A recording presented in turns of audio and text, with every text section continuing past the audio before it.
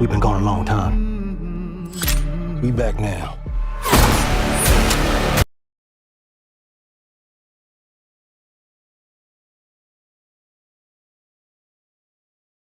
Y'all about to tell me y'all can't hear Erica? Y'all right. I got it. I'm on it. I'm getting quicker on the upkeep. All right. Hey y'all, welcome in to this highly anticipated live. So many of y'all asked me to do a freaking Sinners live, whether it was in other live streams or in the DMs. So here we are, and I just finished my Forever Live. We're late tonight because we were on there a little bit longer than I had anticipated, but I should have probably gave way more time and space for that conversation. And we're going to be coming back and doing a second Forever Live once I drop all of my breakdowns. And something tells me I feel like we're going to be doing something similar when it comes to Sinners, but we're here now.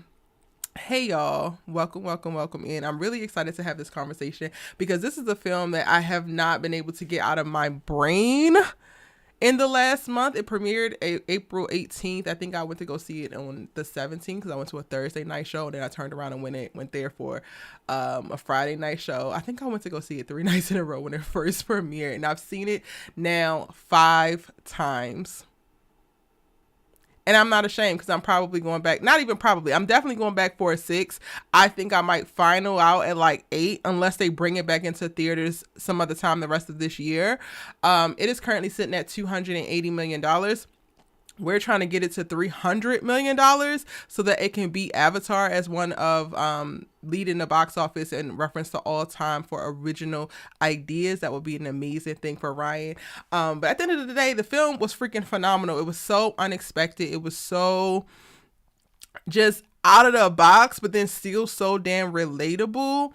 I am so proud not only of Ryan, but also of Michael. I think that this is his best work yet. And I'm completely blown away by it. I hate the idea when I think in my brain of like, I didn't know Michael was capable of all this because I feel like that sounds so damn bad, but I didn't know he would go here in reference to his career. So like I said, I'm very, very proud of him in playing both the Smoke and Stack twins. We could talk about everything in this live, and I think I want to do it similar to what I just did with my Forever Live and kind of turn this into a group chat. Dominic dropped the Discord link in the chat, so if you guys want to come in and share your thoughts, share your excitement, share what you love, share what you're thinking. Like I said, this film has been on my brain for the last month since it premiered, and it has really been honestly galvanizing in a way and like put me in a place to get back on my because I think Ryan being able to take an idea that for all intents and purposes was reverence for his uncle James and his love for the blues, be able to do research into his roots into the South and be able to basically give a love letter to his uncle, honor his uncle's life while, you know, telling the story of a specific group of Black people at this particular period in time so authentically, so beautifully, so creatively. I just am still in such awe by it. And I'm trying to figure it out. I guess it's going to need a little bit more time, but I'm like, is Sinners like my favorite film of all time? It's very, very close. I feel like it might wind up there. Like after I take a little bit more time, after we can sit with it, after I get it on DVD and digital and everything that I could possibly get, it might wind up being. I think that it is such a brilliant film. And I have all these notes of all of the things that I noticed and that I love. But again, I want this to be a mutual conversation, and I want everybody to be able to share y'all's thoughts, and we can really just have a dialogue about it. I do have separate videos coming, and the way that I'm going to break down the film is I'm going to do videos based on characters first, and then I'm going to do an overall video to talk about Ryan in the director and writer chair, and then also I'm going to do a technical video to talk about the actual filming, how things are framed and how things are shot, and then the score will also be in that video. So there's quite a few Sinners videos coming up. While, you know, we are a month out from its premiere, we're still not done with it, and it's not done with us. So there's that. Hey New Hope, yes, you were the first one in here. Hey Brittany, hey Alexandria, hey Sabrison, Hey, Janelle. Thank you, Dominic. Hey, Kay. Oh, well, in that case, I'm going for a third time just because. Absolutely. Absolutely. I've heard people been 7 times. I'm like, okay, now I need to get on my I think I'm about to get one of those I'm about to get one of those movie pass things because I don't have one. And I've kind of been staunchly against it because I'm just like, when I go to the movies, I just buy the ticket and I want to support the film because at some point it's going to be my film and I want people to pay for it. And I don't know how, people be making money, but I would go every single goddamn day to go watch Center. So it's like, Erica, you probably should get one of those little movie pass things and just keep watching it as long as they keep it in theaters. Janelle says, I enjoy watching Michael grow as an actor over the years. He's phenomenal. He really is. He really is. And I know there's been a ton of criticism over the years about him and his acting and if he's good and if he's coasting on his looks. There's been plenty of really great work prior to this, but this for me is a definitive, everybody shut the hell up. This dude can really act. Like, he's really good at it.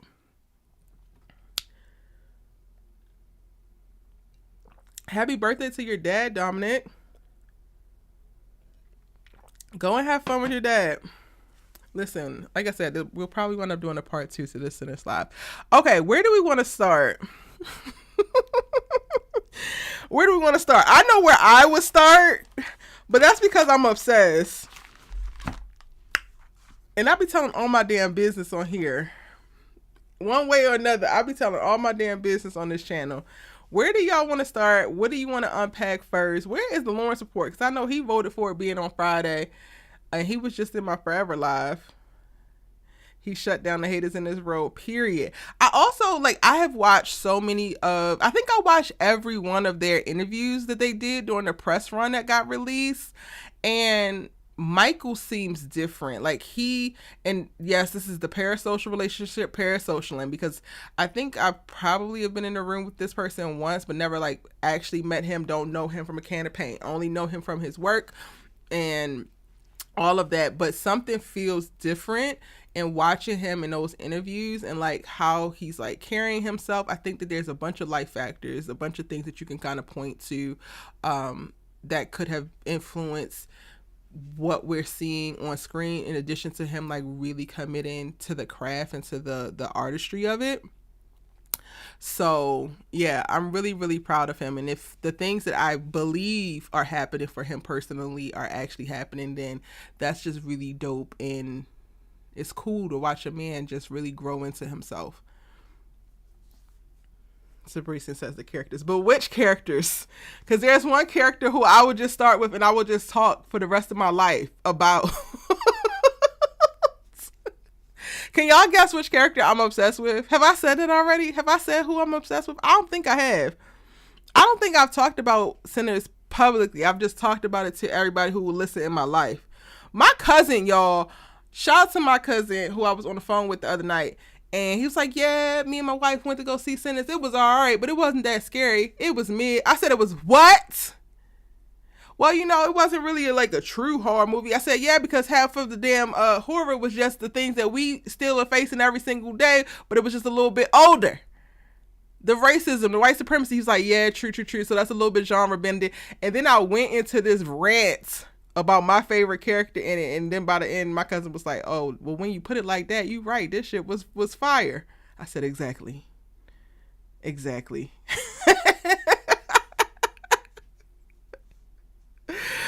Yes, but it's also my little cousin who's very contrarian, so he be going against the grain sometimes just to be going against the grain. Child, he's like, the way that you explain that, I could probably listen to you explain it all day. I was like, well, maybe that's what my subscribers be feeling, I guess. I guess that's why I have a little bit of an audience. I don't know. But I really meant what everything I damn said. Okay, yes. Absolutely. But I feel like if I start with him, I'm going to be talking about him for an hour, y'all. Do y'all want to start with him? Actually, let's start with who y'all's favorite character is in the entire film. And yes, you have to pick one. Please share in the chat who's your favorite who's your favorite character, Brittany? Who's your favorite character, Sabrina? Who's your favorite character, Janelle? Okay, who's your favorite character? And let me pin the Discord link. So if you want to say it, you can also come into the Discord and share.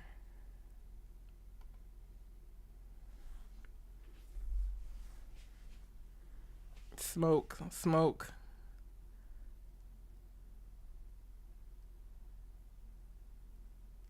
Wait, do I have the right chat in here? Hold on. This chat ain't the right chat that's on screen. Hold on a second.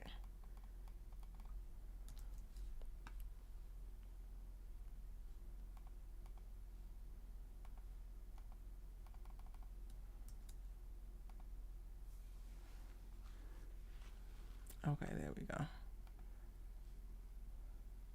Smoke. All right, is that where we're gonna start? Child, that's a Black King right there, y'all. Smoke is just, where is he? Do we got a good picture? Well, actually, let's put them both up.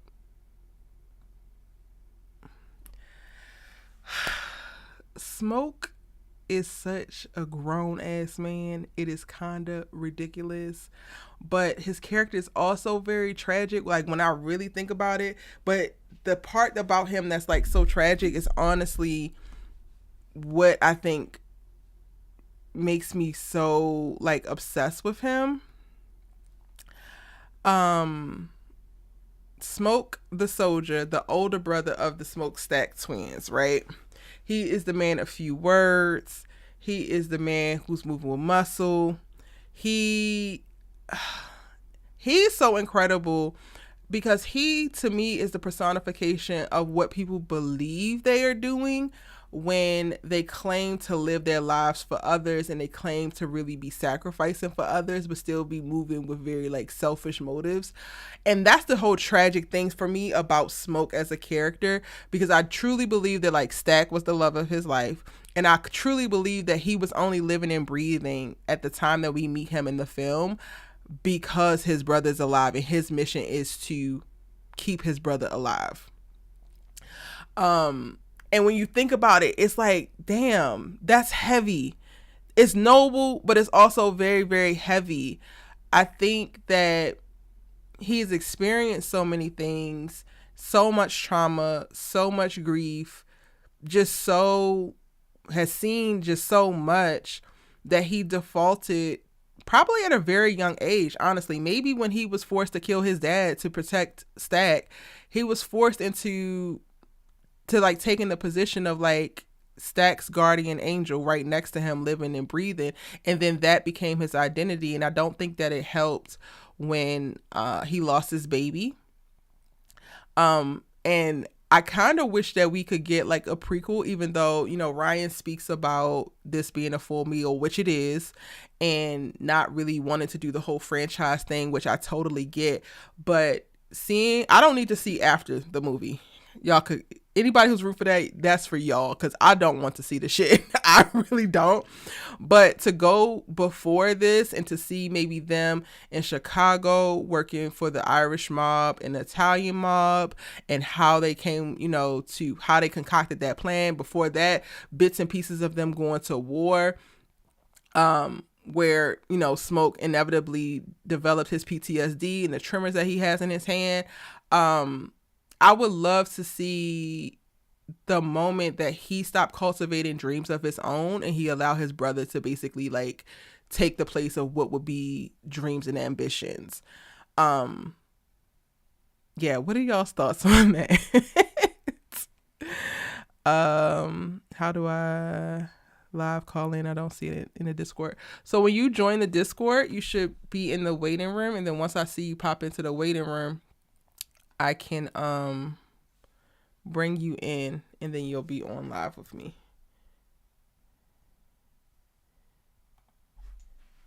Hold on.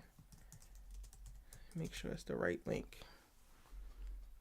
So you click that link, it should open up Discord, and you should be in the live chat waiting room if you want to call in. You thought that Smoke was smooth with it. Very smooth. Very smooth. You did say it was a Smoke stand account. 100% for the rest of my life. If I could marry a man with the essence of Smoke, I would be happy. I would be a very happy woman. I mean, he would have to have a little bit more to him, but at the core, if that was his core like if he had similar core values and conviction, child, absolutely, immediately sign me up. Okay. That's the number one thing that stuck out to me about Smoke initially. He to me is the definition of protector and provider. Again, brilliant, absolutely. We love a black king who leans into his roles, know his roles, and does that.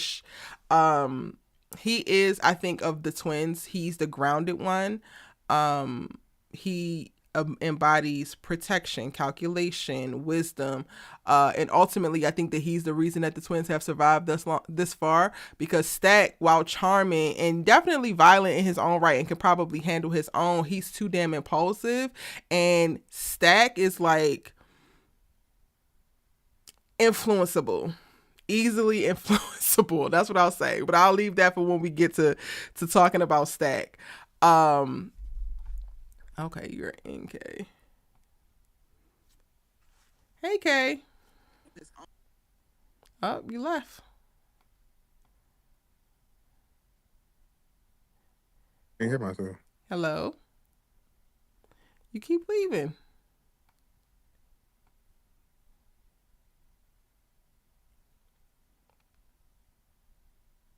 Can you hear me? Hello? Yes. Oh, my thing is unplugged, child. Hold on. I can't hear you, but it's because of this. Okay, hello? Hello? Yes. How are you? Yes. Yeah, like I said, this is a Smoke standing account right here. What is it that I you really loved about Smoke? It's just, I don't know. I just like that he just stood on, like, what he stood on. Period. We love a man with conviction. I honestly admire him so much. Like, to be a person who truly moved through life where he's putting everybody that he loves before himself. Like, I think that I do that, but then also every now and again it's like, but what about me? No. Every step of the way, and being a soldier. Even when he came back, like, yeah. Even when he came back, he immediately knew, like, he knew Annie was the one. Yep. All that. Like, it's like nothing changed when he came back. I was like, yo. And even that, like, what really sold it for me was when he went to go get Annie, and like that short scene personified beautifully like how he loved. So like he didn't believe in any of the stuff that she's doing, right? He doesn't believe in hoodoo, doesn't see it. He goes as far as it says that much, and he's just like, out of all, I've seen people die in all types of ways I didn't even know was possible, and I ain't never seen a ghost, I ain't never seen this, I ain't never seen that. And then she pushes back, and it's just like, you're here wholly intact, no missing body parts, brain functioning, everything, and you think that's not because I done did everything that I possibly could and knew to do to protect you. And what I thought was so dope about that was like, he doesn't believe in it. He wishes that she would do something different, like not take the plantation money and all of that. However, he says what he has to say and leaves it. And he creates space to accept her as she is. She creates space to accept him as he is. And I'm like, this is what the hell love actually looks like, because you're not going to always agree with your partner. You're not always going to align on everything. But with love being like true love, being the grounding force of like the great equalizer, it'll figure itself out, right? And ultimately, we see that, her hoodoo practice is the thing that prolongs his life and ultimately saves him to the point that he decides that he doesn't want to, live anymore. But I just love that. That really solidified it for me. Like, watching him and like really being so diligent about look out for Stack. I got to take care of Stack. I'm sorry I didn't protect you was one thing. But then seeing how he navigated Annie was like, oh yeah, you're it. You're him. The fact that he never took it, even though he didn't believe in it, he never took it off. Like, he had it on him. Ever. So it's like, I don't believe in it, but because you love me and you gave this to me and asked me to do this thing, I'm going to do it. That's all we be asking for. You don't even got to believe in it. I can believe in it for the both of us. And guess what? The shit works. Keisha, you said you going to smoke it. Like you said in the end, like when he took it off his neck, because he realized, like, okay, I don't even want this to save me no more. I don't even want to be here no more. He wanted to be with Annie and his kid. I was like, okay, yeah. And even that, like, there's so many people, I've been watching so many like TikTok breakdowns of the end, and people were like, oh, he was protecting his brother to the end because Stack was in the barn. I don't believe that Stack was in the barn. I believe like when Stack was trying to bite him and he couldn't, and whatever dialogue that happened, because you know Stack at the end, the very very end, says that he told him not to, Smoke told him not to come after him, so he left him alone. Whatever they negotiated, I feel like he realized that was the one time, at least that we got to see, and probably for most of his life, that he really made a decision for him. And it just reiterated how he was such a man of conviction, and now he doesn't actually need to be by his brother's side because his brother is invincible and is a vampire, but he don't actually want to do that, so he can go. And I think that that's so dope, and I would love to see like the prequel, because we get Stack saying like, you gonna let that witch come between us again, which alludes to like something happened. And I feel like he ultimately chose his brother, because we see in the movie he's coming back, so he clearly walked away from her at some point, but at the end of the film he's like choosing her and choosing his kid and choosing himself, and I'm just like, oh yes. Yep. What else did you love about the film? See, me, I know a lot of people like the vampire aspect of it. I didn't really care about it. I liked the message. Like, that was for me. Yeah. So the people who were saying it wasn't really scary, or it was because that's what they wanted. But I thought we had enough of the vampires. I do too. I think it was like, I think that Ryan did a brilliant job with just the pacing. Some people were like, oh, the first half was slow, but the first half was really supposed to build up the film. Like the first half, it was the build up. Was the Lord. Like, we got to know these people to give a damn if they live or die. You know what I'm saying? To give a damn about if they turn or not, and to, you know, see this day with them, starting with Sammy out in the fields. He gets up extra early ahead of everybody because he been looking forward to this day. His cousins is coming back in town, and they opening up a juke joint, and this is it. Only to like see what happens at the tail, and I'm like, there's no other way that Ryan could have done this and really did the whole story justice. Like, let's be real, y'all. The beginning of Sammy walking into the church, and then they flash forward back to the whole day. I thought it was perfect. Like, brilliant. And even that speaks to like, because I got big beef. Like, I know that all of the people who are like denying Christianity and like doing a bunch of religious hate online are like having a field day with like denouncing that or whatever. And I personally believe in Jesus, but I'm also not knocking anybody else's, you know, walk with spirituality or religion or whatever. But I thought it was just I thought what Ryan was saying was speaking to how both forces, good and bad, depending on how they represent it, especially when they're being carried on by the human form, even if it's like an eternal human form that can't die anymore, can be manipulated in a way that is not necessarily good for you. Because I personally don't believe that God would ever ask you to really walk away from your gift. So while people were like, oh, Sammy, you know, was doomed from the start because he turned his back on the church, there's one of the songs, I've been listening to the playlist a lot too, it talks about like he loves the blues, but he has holy water and the blues too. And the juxtaposition at the very beginning where you get to see his dad as the pastor, and then this intercut with, you know, Remick towards the end, and we don't know when we first come into the film that this is what's going to wind up happening, and seeing how they are so alike and they both are basically trying to take his gift from him. I thought that was just so damn poignant. Because if his father was truly not to say that his father wasn't a shepherd of God or a pastor, but he was one that was leading in fear and wasn't fully in faith.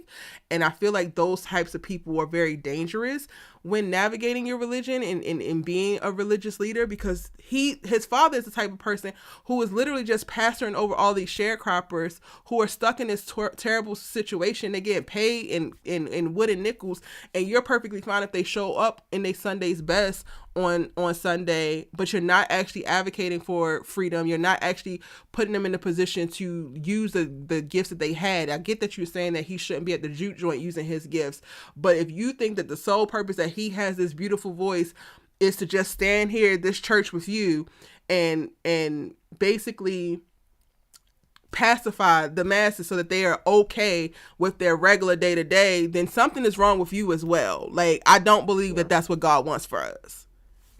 Sammy was never gonna live out his dream doing that. Like Yeah. you said, I liked it at both sides of it. His dad representing the Christianity part of it, like, well, you don't need to do just that sinning, but also Remy, who was like the evil side, but also like, well, your voice, I need it. I like the both sides of it. Yeah. Hey, Brittany, welcome back. Told you I was coming back, girl. I don't know where we are, but I came in at a very interesting part of the conversation. Hi, everyone. Child, this movie. I started flew to a whole swooning over different country. Smoke first, and then we went to Sammy. But like, it's just we're really just Okay. talking about what we like about it. Okay, cool. I actually flew to a whole different country to make sure I could see the movie because it was not showing in the country where I was. I know that's right. That's my kinds of carryings on, okay? Look, we showed up for this one. Listen, Michael B. Jordan could be playing the stitching in some underwear, and I'm gonna watch it just because. But the way they showed spirituality and religion in this movie, especially in the times Listen that here, we're living in, this where ain't no house people, you party. see like people weaponizing Christianity, and you see people Y'all ready to standing drink? on a whole lot Y'all of ready to different sweat things. till I thought y'all it was very stank? beautiful to see all of us work together, and You keep what you dancing. really spoke over yourself became, because Sammy's dad, when he was like, yeah, that gift's gonna be like the devil's gonna follow you home, and how he had the potential, being a person of faith, being a minister especially, to speak life over the gift, but he chose to demonize it. Child. And I was like, this is why we in the mess we in. We don't realize the power we have and what we speak over our children. And having him be like, I saw Sinners Friday again, and I was just like, it's so much to unpack here with the relationship between what we speak over our children. Yeah. Yeah, and I And don't then, just give him a pass just because he's a pastor. Like, the dad really lost me once I realized, like, his mom jumped up and screamed Sammy, and he immediately hushed her. And I'm just like, that's her son. Her son came in here looking right, like he been rolled hard and hung up wet, and you are going to silence her? right. And why is the first thing that you call for him to do in this state to drop this piece, the last piece of the guitar that's left? Come on now. That's not even what was the issue. Because if we gonna call a spade, the voices would call the people, and it was him playing the guitar. What you gonna do? Rip out his throat box? Like, come on now. And I think too, it made me wonder too, like, with the dad, Sammy's dad being Smoking Stack's uncle, like, what was the relationship there? But that their dad, they had to kill, one of them had to kill the dad. It's just a lot. These people can't get right. But this movie was so good. Yeah. So I was talking about that a little bit with Smoke. I will probably forever be very fascinated in him because he is a black man that I don't think that we have actually seen in the way that we get to see him in this film. He's just so determined and convicted, and it's honorable, but then also so tragic to me that he basically is a person who is living his life for everybody else except for himself. I am 100% convinced that the juke joint was Stack's idea, and he's only doing it because he literally wants to make sure that Stack can, one, survive everything that they have gone through, but then two, can live a life where they do whatever the hell they want, or he can do whatever the hell he wants. I believe that Stack is only able to be so free and charismatic and just like rolling with everything because he has Smoke by his side, making sure that those things can actually happen and nobody can get in his way with it. And I say that part is tragic because it's not until the end that I believe that he actually made a decision for himself, and that was to like remove the mojo bag, Right. to annihilate all of the KKK, and even like to have the conversation with his brother of like, I don't want to turn. Like, he couldn't turn him because of the mojo bag that he had on at the time, and he was trying to bite him, and whatever time happened, for Smoke to communicate, like, don't go after Sammy, like, regardless of whatever the hell you do next, don't go after Sammy. There also had to be a conversation of like, I also don't want this for me. I know that you want this for me, but I want to go be with my girl and my baby. And that being the only decision that he made for himself, and that is to die. That's a Black king right there. Definitely play by his people. Even when he popped Sammy in the mouth, when literally, garlic. Pearline girl. When you shot old dude, boy, I'm trying to look out for you. Literally, don't you be questioning me. No, you gonna do what you told. You know what? You right. In a moment like this, why are you not eating this garlic? Come on. Why are you not eating the garlic, Pearline? I know you cute and feeling yourself and all, and I know that, Sammy found the button, but this is not the time, honey. This is not the time. This life or death. The way he was quick with that trigger, I was like, yo, this man, child, I would not play with smoke. I wouldn't play with smoke even if I could. At all. And I think, even I can't wait to play with smoke. Wait, what'd you say? I said, even Annie won't play with smoke. She was like, I'm going to tell you what I need to tell you, but and also, I'm going to let you do what you do. Right. I'm definitely going to delve into that in my breakdown, because he was just such a very specific person. And I think I also have respect for that. Like, he has a code and it's very clear. There's no confusion. And while there were so many moments of like, I'm trying to protect you, and it might seem a little bit, intense or violent, the choice that he made, then there's also the other moments of like, him bringing the flowers to his child's grave, or him teaching the young girl how to negotiate when he needs her to wash the truck. Like, it was just, he's just so just beautifully fleshed out and like amazing as a man. Yeah. And that scene told that he would have been a great dad too. 100%. Hell's, well, maybe not Stack, because Stack is fucking wild and wayward and a pimp, but he basically raised Stack's ass and he's still here, and Stack got the freedom of a toddler. He just get to do whatever the hell he wants. When Stack started jigging while the damn vampires was on the other side of the door playing that little stupid ass ditty, and he just like, I was like, God damn, Stack, can you please be serious at some point?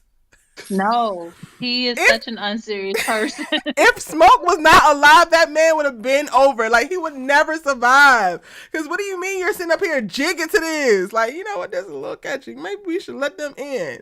This is the problem. This is exactly why your ass is not the leader. That's why Smoke knew he had to own that building with him. Period. I want a prequel. Oh, go ahead. What'd you say, Kay?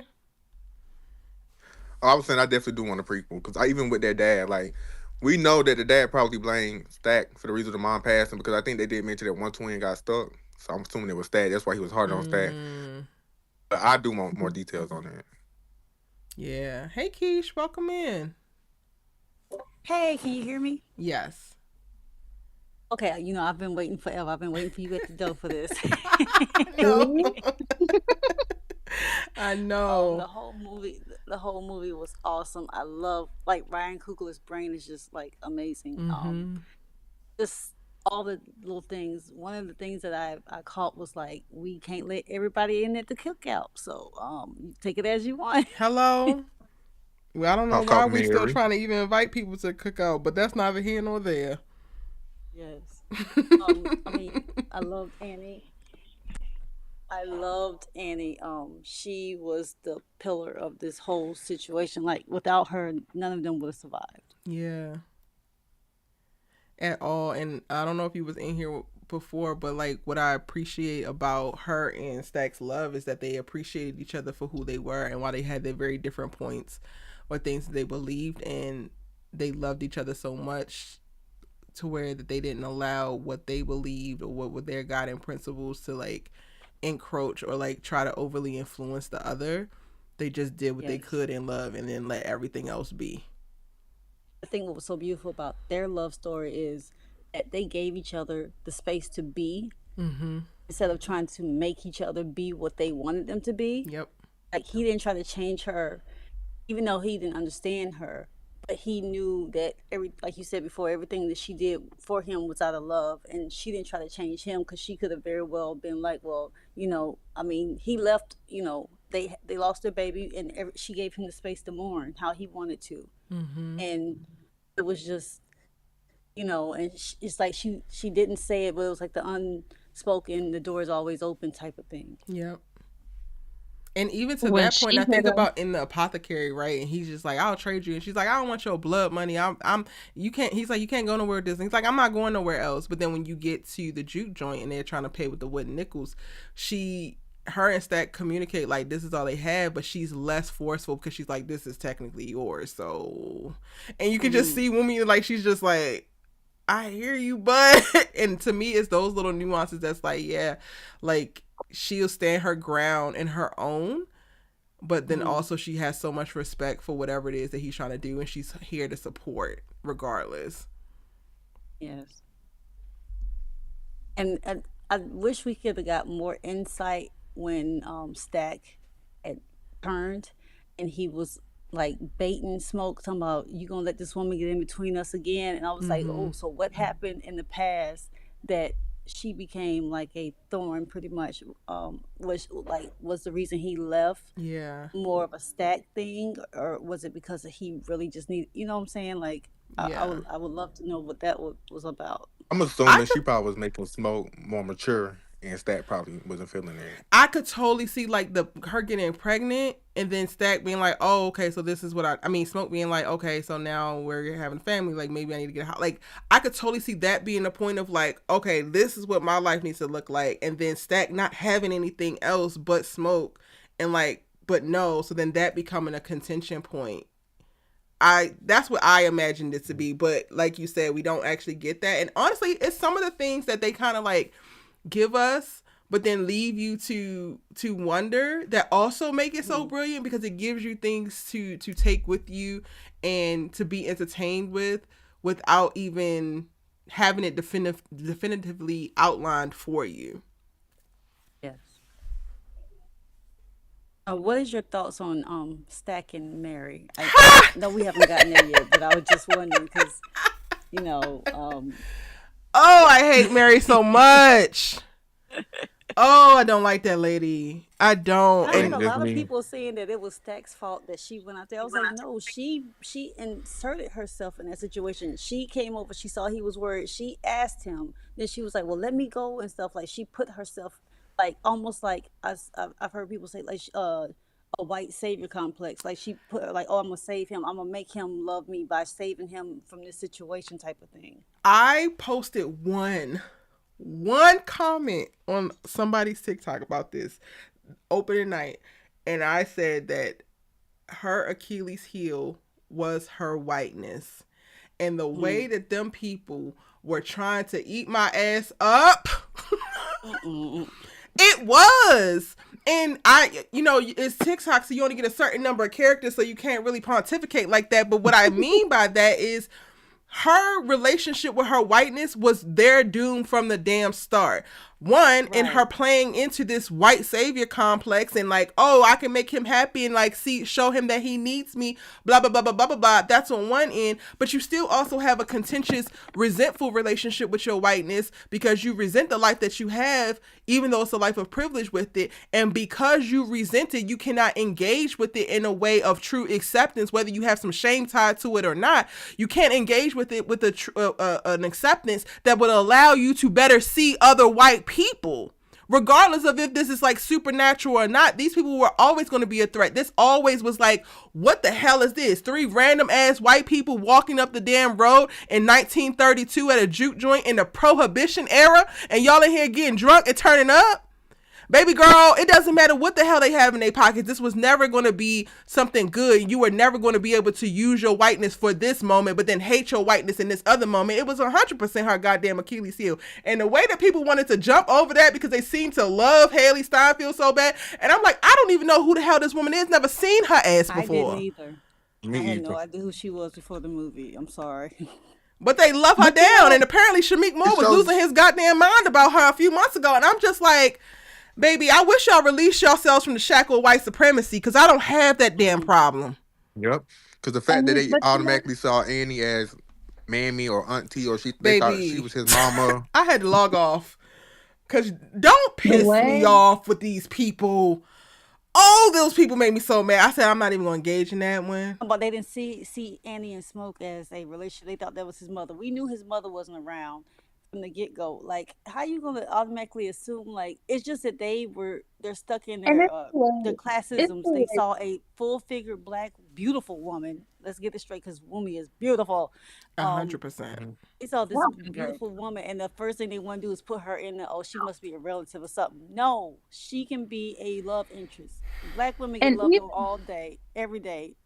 We and get even And stolen from all after day, every day. And even after the movie, you've seen the whole movie, and they're still trying to sell it in the promotional pieces and stuff. Like Mary and Stack was the real love story, and you think so? Mary. I don't think that's the. You think that the studio was selling that?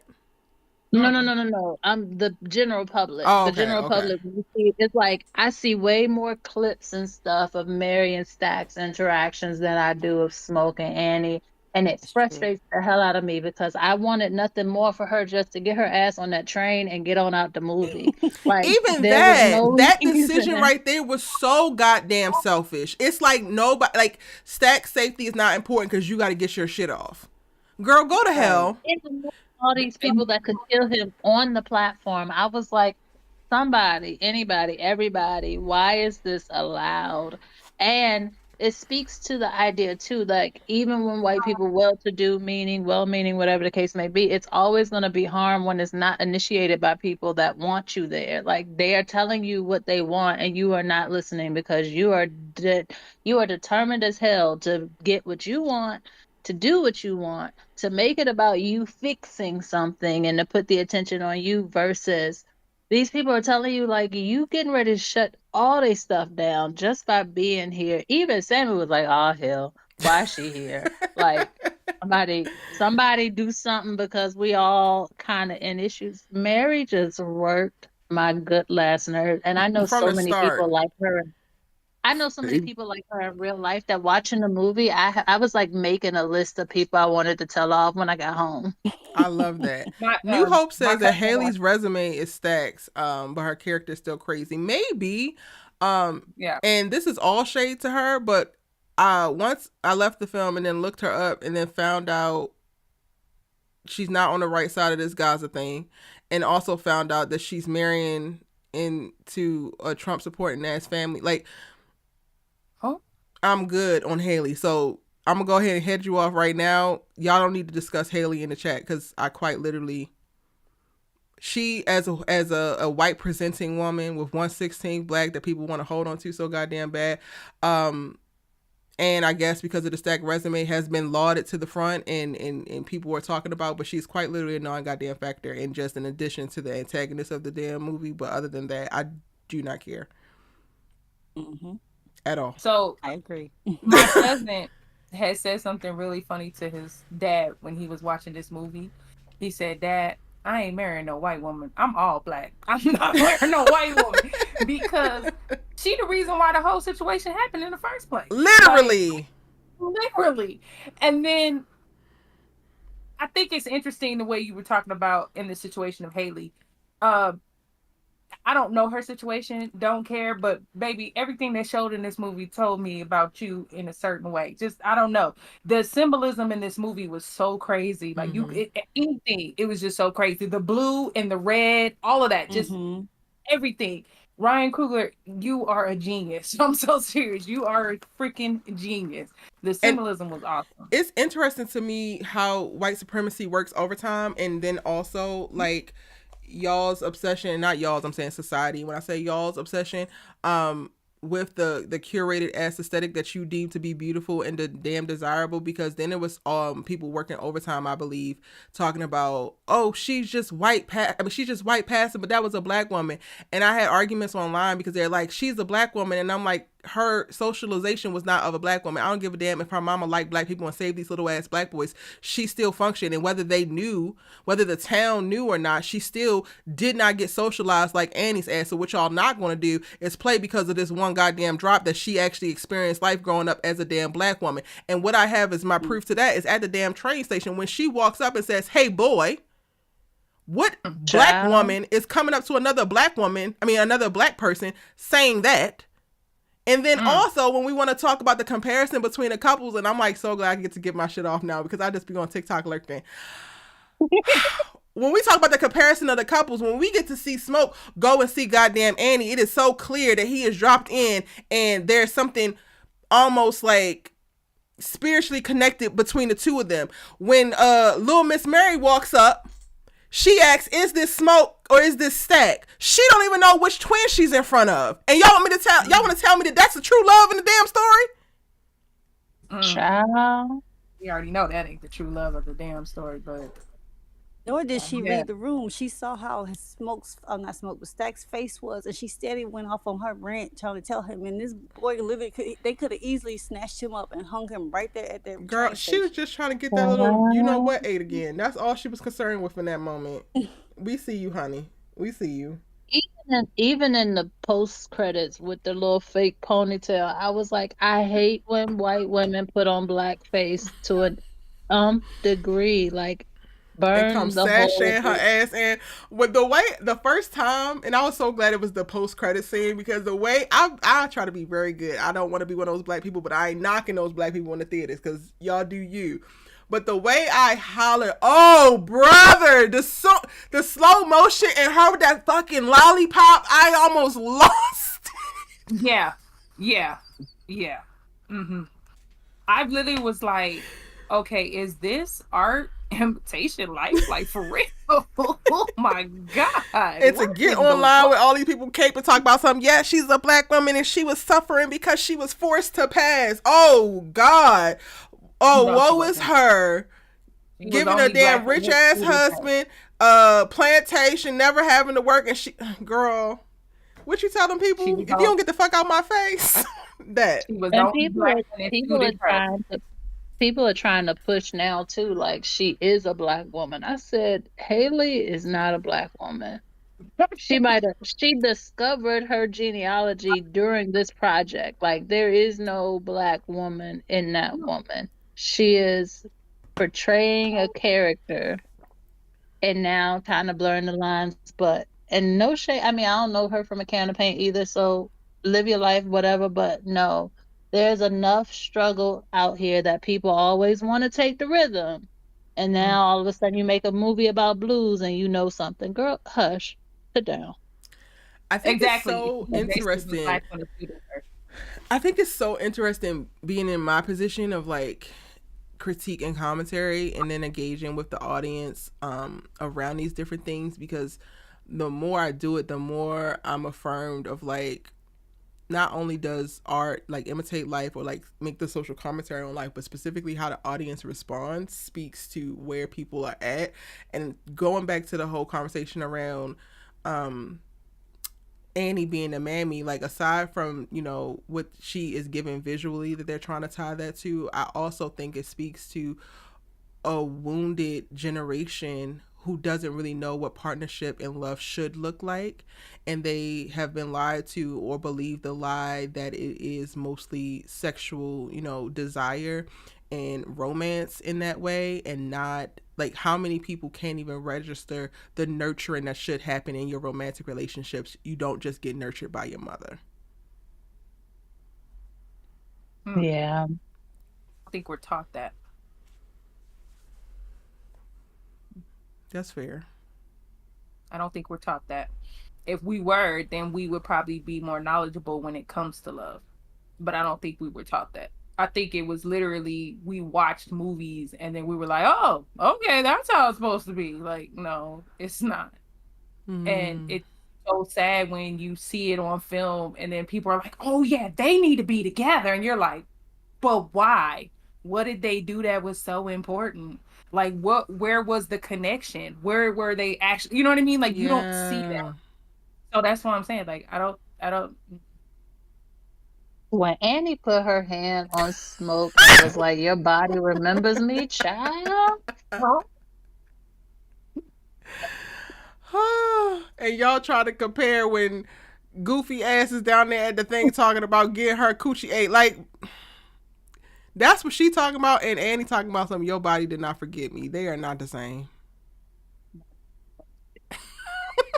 She could feel when they were like, it was so much to just devour with Annie and Smoke on screen that I really wish they had more time, Mm, because there's so much in the backstory there too. Like, even when she said, "What do you want, Smoke? Why are you here, Smoke?" And he was yeah. like, "What do you want me to say? I love you. I ain't forgot you." Like, child, I was in a movie theater crying Mm-hmm. because He gonna lie first and say, "I he, want you." Well, he wasn't a lie, but he gonna talk about, "We want you to cook for us, Elijah." she said she looked she knew what it was. when She knew what she it looked was. at his face and Yeah. just seeing him in that state too, because I think the whole movie we see him be this soldier, like he said, and that was his safe space. When he put his head on her bosoms, I was like, "Lay your head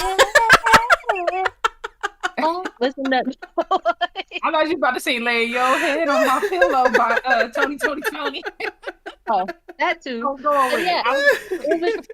yeah, it was just so, to see her pull Mm-hmm. that out of him is a testament to the love there. Yeah. Because here she is, this man got guns everywhere, and Just he busted was cap in two people. right, shot somebody in the ass and in the knee, and was like, "And now I'm here to be mended in a way that only you can." That was like, you cannot Mm-hmm. compare the two. Not even. Don't even tell me. And Stack, I think, truthfully wanted it, but he was such a clown at times that he was seeking it from somebody that could have put him at a thing. But then also he tried to get rid of Anthony. I mean, he tried to get rid of Mary too. So it's like, I don't know what Stack was doing, but Smoke deserved better. He had Annie. I think that the loves were different. Um, Yeah. in that, like, Stat gave me, this is also the woman who saves me daughter. So like, even when he was like, you know, I wanted you to be safe and that was never going to be with me. I believe that so hard because like you could have a love for her because you grew up with her. You probably had some of your first sexual experiences with her. Cool, cool, cool, cool, cool. But you also went out into the world and became a pimp and like seemed very charming. So it seems like you had hella women. Like Smoke move with like, it is Annie and that's it. And I'm fine with that. Yeah. So I didn't get from Stack that it was just like, oh, you are it. Like you might have been at the top of what he could muster, but I also don't know if Stack was the kind of man who even wanted like the family thing. Like it feels like he wanted to be the person who is seen and heard and flashy and all of those things and not the one to settle down with. Yeah.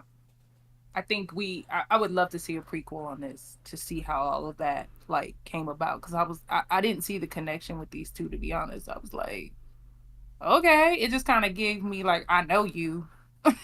Like, you And you gotta get pose rid of imminent threat. Like I think about the fact that you're this white passing woman yeah. and you could get him killed, you can get yourself killed, and that y'all are very much so aware of that. So to me, the true love would be the yearning, but still taking your ass away because you care about his safety more than you care about your sexual pleasure, or you meeting a need right now to be in proximity to him because your mama died and you bored with your white man. Like, girl, go to hell. Annie has Mhm. loved Smoke for however long, lost their child, has had to grieve alone in some instances, has had to probably go through watching him choose his brother over her, still loves this damn man, but loves him enough to let him go do whatever the hell it is that he want to do. But you don't love him enough to get your stupid ass on this train. Please, Mary, please. But you want me to believe it's true love, and he needed to. I knew you was never gonna stay. I was just like, girl. And Clyde is his cook. tap dance her high yellow self right on outside. Let me not dance herself right on outside to the little Irish man that nobody knew from nobody, thinking that she was gonna be able to put the wiles on him and figure out what they were wanting to. I said she's doing too much. And all the while Just still not doing a damn enough. yeah. The fact that she wanted to invite them into this black space, I was like, let them three in, then it's gonna be three more coming. Even All if for they wasn't money. on no, All for money. even if they wasn't on what they was on. And I think like Stack, like I'm trying to give Stack grace because I also realize I've quickly developed a bias to Smoke because I just have so much damn respect for him. But when I really start to think about how he moves, Smoke pretty much ran everything by Stack. When the shit happened with the people cheating in the back playing the cards and they had to beat the boy ass, he said, Sammy, go get Smoke. Like, why did he need to go get him now? Y'all handled it. Like, it's whatever. But he, like, wanted to clean him in. You and goofy ass girl up here talking about trying to run these white people pockets. Why didn't you consult your brother first? Because you're immature and you be doing dumb shit.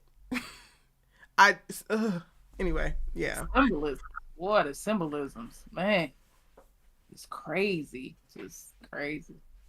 It's so interesting because the people, and this is no shade. So if you on here right now and you like Stack, I'm not attacking you, I promise you. But it's just the people who get online and make all the edits and like, yes, it's Stack for me, girl. I just be like, ooh, I wonder what your life is like.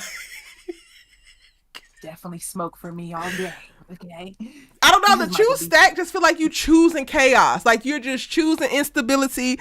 You're choosing. You never know what the hell's gonna happen. And he fine. Don't get me wrong. He fine. He a slick talker. Clearly he know his way around the female anatomy. But y'all gonna be in some hot water a time or two. But I still think that Smoke was smarter though too. Like he was more strategic in his moves than Stack was. Don't get me wrong. Stack's not stupid. Too well. I just think that Stack didn't have Anyway, to think because he had Smoke. So maybe he didn't he get had to a Smoke, place yeah. to really have to think. So he didn't cultivate the thinking muscle. Oh no. He definitely did not. But Smoke was more strategic in his moves. Like he was like, no, we shouldn't do that. Like, and really thought about it. Stack, not so much.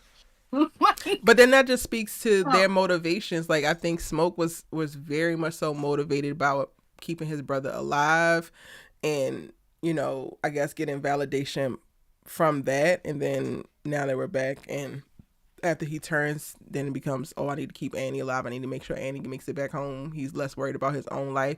But Stack is worried about or motivated by money and notoriety, maybe sex at times, and really like more feeling things versus like core value type of things. Like he wants to have a good time. Smoke is the protector. Yeah. He's the protector. Yeah, I agree. Definitely. 100%. And what I will give, like, and I'm going to talk about this in my like character analysis deep dives. What I do give Stack credit for is that he didn't hold Smoke's codependency on him against him or like over his head. And I think that that's the most beautiful thing about these brothers' relationship. Like he knew that his brother couldn't roll his own cigarettes because of his tremor, so he never made him really like have to ask, aside from like when he was pissed about the damn wooden nickels. He's like, I need a cigarette. He's like, don't even worry about it. I got it right here coming up. And other people, if you're not getting what you want or feel away, you can use that. If you know that somebody needs you for X, Y, and Z, sometimes people will withhold this to manipulate them. And it never felt like any time between the two of them that they were penalizing each other for how codependent they were. They were just so in sync with one another. I think the best part of Stack operated as his best self when it came to like navigating his brother and making decisions and how he could support his brother. Now, when he left to his own goddamn devices, that's when he's in trouble. But yeah. Yes. Mary, hello. Oh my God. I'm like, you should have just let Smoke go handle. He like, so many moments that just replay because I've seen it so many damn times, and it's like so visual in my head. But like when they're standing up in the little rafters area, and then Smoke sees Mary, and then he's about to go, he's like, no, I'm gonna handle it, and he's like trying to assess like how he gonna approach her. I'm like, just let Smoke go deal with it, because clearly your ass is worried about being liked. Your ass is worried about how she gonna respond, and Smoke don't give a shit about none of that. She got to go.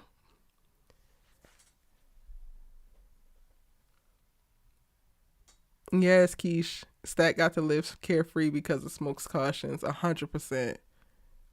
Prove that a 100%. I mean, even letting him live, even though he was a vampire, that shows you the loyalty that Smoke had for his brother. You know what I mean? Even letting him live, because he could have killed him, but Mm-hmm. you see what I'm saying? Like that's loyalty to its finest. And I appreciate Stat keeping his word to not go after Sammy. And like when he was struggling to bite Smoke when he did get the upper hand, but the mojo bag was stopping him. Um, Mhm. I appreciate him, like, I guess at that point, at least hearing his brother out and like honoring his brother's wish. But the music though, oh god, I didn't even know I needed it. And it's so crazy because I went the day before Sinners came. Like I went on a Thursday night screening, but the night before it was the premiere for DeWanda Wise's new play that's playing at the Geffen Playhouse right now, called Furlough's Paradise. And they had this beautiful ass surrealism moment that was just so profound and like weird, but in the best way. And I was just so intrigued by it. So then to go into Sinners the next day and to have that one moment, like the music is brilliant all throughout, but when you know, have Sammy singing in the juke joint and it becomes so transcendent and it calls in the ancestors from the past as well as the future, and it turns into this very surrealism moment to drive that point home, I was like, yo, this is incredible. And we are fucking artists. Like, what do you mean? I had exactly. chills. But Yes. yes, Even the lyrics, like when he was like apologizing to his dad, like, I know that's not what you want me to do, but I was like, wow. And shout out to Raphael Sadiq because he worked with Ludwig to write that song. he's a brilliant man. That man does not get enough flowers. He is a brilliant Oh man. my goodness. Brilliant man. I think the meshing of so many different genres was never supposed to work, but worked so brilliantly. And Yeah, I stall to say this, but it feels like only Ryan could do this. I agree with you actually. I totally agree with you. I think Ryan was meant to do this. You know what I mean? And he did such an amazing job. The cinematography, Mm-hmm. the whole damn movie. This was like one of the best movies of 2025. I know everybody's gonna be like, "No, it wasn't." Yes, it The was. It way was the I'm best going movie. so hard for this Oscar run, I'm like, saying, if they don't give it to him, I'm gonna be mad. I'm serious because that tells me everything about the Oscars. If you can't even give it for this, like, are you serious? yeah, If for they gonna need nothing to else, sweep. I don't see nothing if for coming out, and I nothing know of else, like a few things that are supposed. I'm like, I don't see. I'm gonna go see these things, but I don't see nothing coming next before December. And Yeah. if you thought that you was gonna have an Oscar run, move your goddamn film to next year, cause this ain't the one. I mean, I if for want to see nothing that else, Jordan that Peele one. Michael B. Jordan really made me believe there were two different people in this movie. Like Mm-hmm. Listen, he he did so developed the good. hell out of these characters. Yes. Oh man, he did so freaking good. Oh man, I really thought that was two for a minute. I'm like, hold on, girls, one person. Toy, you tripping? You can't get two Michaels now. Come on, there's only one. Cut it out. And Nah, we just And could. so I know it's distinct, like the choices that he made, like Stack was just so clearly free and fluid, and Smoke was so rigid and calculated, and that didn't waver. But then there was, flexibility in that, in reference to like how they expanded upon who they were in their core. Like I will probably forever rewatch the negotiation scene with him and little girl, and like that is just the sweetest thing ever for this like killer. Like she wanted to run away. She like he came up and like, do you know who the Smokestack twins are? Yeah, well I'm Smoke, and she was like, oh I'm out of here. Wait a minute, and then it becomes that moment, you know. Um, Yeah. and then Stack is the charismatic charmer, give snake oil snake oil salesman. But then he does have a few moments where he is able to handle business and able to be a little bit serious as best as he can possibly be. So Oh yeah, yeah. Michael did a really really really good job. He did I so was good playing in his with first stream. Yeah. I was playing with an idea too, with the choice of having Michael B. Jordan play two characters that seem to be on so different extremes. But when you think about twins too, it's like both twins, everybody has these characteristics in themselves, truthfully. It's just what we lean into when we Mm, choose to live our life. And Yeah. so having them be the same person playing two extremes of manhood, if you will, on mm-hmm, two different ends of the dichotomy, looking at each other, showing you like how your decisions and how you choose to live can totally change how you show up in the world, was something that I was sitting with when I was watching, because I was like, he could have cast twins. He could have went out. mm-hmm, There's twin actors out there in the world, Yeah. but he really had to pull from different aspects of himself to embody these characters, which means if I go all the way to the left, I'm this guy. If I go all the way to the right, I'm this guy. But when we come together, we have some sort of balance in the middle. That Hmm. was something that I didn't really take into account until I sat back to really like, that was a choice too. yeah. And who else would do it but Michael B. Jordan? Like, if he doesn't get an Oscar for this, burn the Oscars down. Nobody gets Oscars moving forward. Thank Nobody Like, gets absolutely Oscars. not tested. I think yeah, and to Ryan's point, like you're right. He took so many big swings and asking Mike to play two different people and choosing to with shoot on film with integrating two aspect ratios that had never been integrated together before. I don't know if y'all got to see it in 70mm, but it's profound. Like when you get to see the aspect ratio change on the biggest possible screen, it like hits you the weight of different moments, and like it puts you in the perspective of the characters at various points that like is really engulfing, and it's really amazing. um and I love how intentional Ryan is with pushing himself, because he has the like standard choices that he makes in reference to he only works with female DPs, which is already a thing. Like that's a risk in and of itself, but he's established that that's his thing.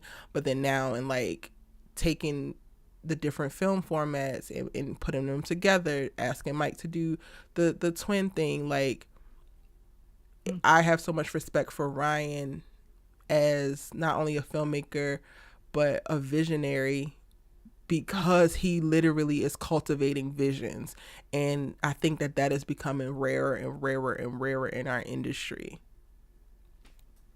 Agree, because not even just when Sammy was singing, even in the fact of where he even put Irish in there. Mm-hmm. I know what I mean? And then he had the Asian people in there. Like And he it's put it accurate and it's specific, and he cares. accurate. Like if he's going to include Yeah. it, it's going to be done well. Like the Native Yeah. Americans are there for a hot second, Mhm. but they are so profound, but then they are also true to life in that particular moment in time. It's just like, yes. It took my Yeah. second watch to realize that they were split into half. Like Grace was on the side of the white only, Mm-hmm. and the dad was on the side of the black. I didn't even realize that the first time I I didn't watched it. I realize was it the like, first wow. time either. Because I thought Yeah. she was going to get Grace from the back, but she went across the street, and there was only white people over there. Mm-hmm. And so the Mhm. Native Americans basically was in between both. Like they knit in and put their business with both.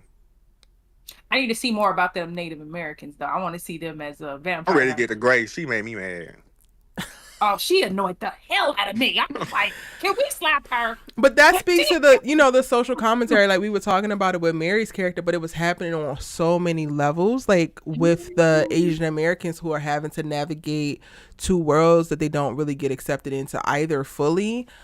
It's like, can you blame them for choosing themselves? But then it's also like the problematic nature to POC people who can find themselves in alignment with black people and the struggle when it's financially beneficial to them, but in the moment that you need to be able to stand in solidarity for your real survival, you actually choose to make the most selfish decision. Like she literally only went after Bo, had no problem with her ass catching fire and going to death. And like some people are arguing that, oh, she felt like if Bo would have lived then her daughter wouldn't have been safe at all. But she quite literally just needed to wait a little bit. They still had time until morning, Yeah, and she that's the rushed only that thing. decision.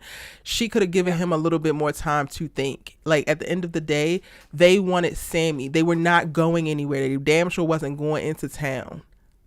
Yeah, But she They don't wasn't no. even letting them game plan. Like, at Yeah. least let Yep. us game plan. You just called them in here. We not even ready. Yep. That's what I said. I'm like, shut her up. Shut her up. Gag that bitch. I And was they literally tried to, saying but this she to bit him. yeah. Yep. He was right though because had Bo went to the door definitely was gonna let Bo in. So I get where she was coming from. But that wouldn't have But at least happened. Like they yeah, were they of the wasn't leaving hive though. They mind, wanted and Sammy. Remick only wanted Sammy, and he said it. Like that was clearly communicated. They looking out the window and it says like, look, it doesn't look like they're going anywhere, and she's just fucking spiraling out because all she can think about is herself. And to me, it's the commentary of like this is the importance of other POCs really understanding their potential privilege and then their place, and not being a detriment for their own selfish reasons. Mhm. Yep. Even her saying, "Well, we didn't come here for this. We don't have to help them." I was like, "Grace." Which The I mean, way I get she where she would was have coming been from. tossed out the Immediately, she door, was ready to like, go immediately, and I'm like, that's low key what got your husband turned. You sent his ass Hmm. out there immediately before You y'all saw could him figure out out what's there. what. You ain't try to check with Stack, or I mean, check with Smoke. You ain't check with Annie. No. At least the way Smoke, she would he have was been paying you. tossed. My aunt was Yeah. like, "Shoot the butt of the gun. She won't say nothing else." Like, damn, just hit her. Something. She was getting on my nerves. My first watch, I said, "Push her out there." Listen, she wouldn't have been put. She would have been flying like what's his name on the original Fresh Prince when Jazzy Jeff always got taught. She would have been flying. You want to go outside so bad? Here you go. Because first of all, Oh, how yeah. you get to invite somebody in something you don't own? Like, Mm. Ooh, sit down. that's Yeah, You it. got paid to outnumbered. stand a sign. I didn't Yeah. even think of that. Yeah, she didn't own the juke joint. So how did she get to invite him in? She can't invite him in. It would have had to been Stat. I mean, Smoke. No, well, anybody that's inside can invite the person from the vampires from the Yeah. outside. It didn't have to be Hmm. who owned it. No, it's anybody I'm No, from no, the no. sorry, I'm I'm outside. just thinking of saying, other in vampire theory, I was culture, just but the way like, they wrote it, yeah. I was like, girl, just Out if of you can't respect, I be think that's invited what to you're the saying. you Out of respect, it's like, girl, who the hell? That's yeah, the audacity. It's less about the like vampirism rules. Yeah. right. Yeah. Yeah, No, I get Exactly. exactly what you're saying. Yeah, definitely. I yeah. just didn't even It's think like, girl, about that. I'm like, you only here because you made the sign. You didn't even put no real nothing. Like, go, you go outside. How about we just put you on the other side for of the real. door? But even that, it's Oh, like when you really get into Grace and you start to unpack her, her decision wasn't to y'all let me go. Well, she did try to run out, but when she's about to say come in, she was free to run her ass out if she chose at that moment, but she didn't. She decided Hmm. to drag all of them into what she wanted as the fight to be. When it's like, if you wanted to make a selfish decision, then why didn't you make a selfish decision and offer yourself up and just make a mad dash for your damn husband? she Because, died like you were anyway. saying earlier, the plight of BIPOC when it comes to the safety of Black people, at the end of the day, we always end up fending for ourselves and fighting everybody's battle and Yep. carrying the weight of every fight and then losing even more as a result. But we have this sense of, oh, we are in solidarity with everybody. We show up to march for everybody. We show up to do all the things. But here you go. You ain't Yep. even didn't even think twice. You just your child, not like everybody else got kids. People lost kids. I mean, everybody else had community too. And here they Mm-hmm. are trying to game plan, and you were like, screw all that. I don't care. These people went so far, had the intelligence to establish a whole business, a whole juke, and you just in that moment thought you were so much more prepared and so better than them that it's gonna work out. I want what I want. And that's one thing that makes it really hard when you talk about social change and justice and all those things, because we always get the short end of the stick. Not to be like negative, but it's like to see that played out in that way, to see how everybody making their selfish decisions and going in their own individualistic mindset versus in the communal mindset of the good of everybody in the room. Yep. There's always a short end of the stick, and Black people always pay the price when we open the doors to just everybody's struggle and everybody's issue, and trying to bridge the gap and fill in the foundation and be on the front lines for everybody's stuff. It's like, see, you could have Mhm. painted your own sign, but here you go. You trying to spread the wealth and trying to make sure everybody's taken care of and trying to put, money in your friends' pockets and trying to bring everybody along, and everybody can't come. Yeah. I would argue also it's even more insidious with the Grace character, because I don't believe that she saw herself getting out of there. I don't think that she actually thought that her plan was better or that they were going to make it out even with a slim chance. I think that she literally called them in with the understanding that she was going to get rid of Bo, and best of luck to y'all. I'm out, but Bo is the She one was. who would be able to track down my daughter. So while she said, "Oh, and they're just gonna go and eat the whole town," you didn't give a damn about the town, and I know you don't give a damn about the town because of what you chose to do and how you chose to do it. She wasn't And to thinking. be like, She was thinking with her emotions and not with her actual brain when she did that. Not even close. with all them Negroes river dancing and carrying on, she thought they was gonna do. She didn't. She didn't think they were gonna do. She just wanted to go out in a blaze of glory. I said, Wish I had "Ma'am, nothing. I was outnumbered. Oh, for real. They was not ready. They was At getting the all. weapon ready at the time. Yeah. I'm like, girls, you stupid. God. Something that I feel like they didn't, I haven't seen, not they, I haven't seen really unpacked for real. Like, people are giving Delroy his flowers, which they should, because he's an incredible Yes. actor. Um, but I believe that Delta Slim was Sammy at one point, and he chose to basically piss his life away and drink his life away because he didn't want the burden of it. Which is why we see him make the mm, decision that he makes towards the end, because he is just as talented when it comes to like the piano, apparently. And when he's telling a story in the car about, how they got hemmed up and forced to play, and then they finally got paid, and his partner was going to go start a church in Arkansas, and then they caught him with the money, lied and said that he stole it, and then hung him. Which, shout out to Ryan, because we didn't have to see any of that, but them overlaying the audio to like score that particular tale, I thought was a brilliant way to handle a very hyper sensitive and traumatic moment, but then still deliver it in a very real way that you can feel, and you can go with him on that. When mm, when Sammy asks what did he do with his money, he says he drank it. I think that he made a decision so long ago to not be the prodigy, to have all of the talent but not really let it shine, because like he said, the devil has come for him before. And it was so interesting to me that that is a potential option for Sammy, of like, you could literally just not make anything of yourself. You could literally not love playing as much, or um moving people with your talent, with your music, and you would have been safe if you weren't so, like, you just played down basically your talent a little bit. What did y'all think about that? This character. Um, and a lot of people that I was looking on. I need to stop looking online, to be honest. They were like, "Oh, well, he did it." I'm like, "No, I love this character because I think you're absolutely correct in the sense like he was in, he's basically Sammy." But I don't know if you guys heard about the guy who basically gave himself to the devil so he could be, Mm. the musician. And I was thinking like, is that him and he's the one that escaped it? or was it Sammy? And so I was like, well, which one? You know what I mean? Because that's a true story and stuff. And and so I was thinking, is that him? Is he's the one that escaped all of that? And it was just he was just really interesting. Like even telling, like giving Sammy advice and stuff like that. Like Sammy needed to hear that. You know what I mean? Yeah. Uh, and I I think loved that he never how really had to, like, I think that maybe he has had like the previews to what we got to experience in this night in different ways, but in Mhm. deciding to never really use his gift fully, that kind of shielded him in a way. Yeah. Because it feels like Yeah, Sammy's the most powerful when he is using his gift to move people, but in a way of like transcendence almost.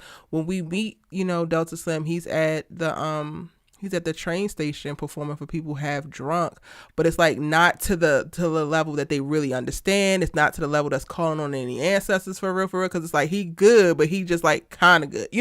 It's not what Yeah. Sammy actually does, and I think that it's something super specific about him being a drunk and him basically like numbing himself throughout the course of his life and just using his talent to make a little bit of money and to stay numb by drinking, that ultimately I guess winds up being his saving grace.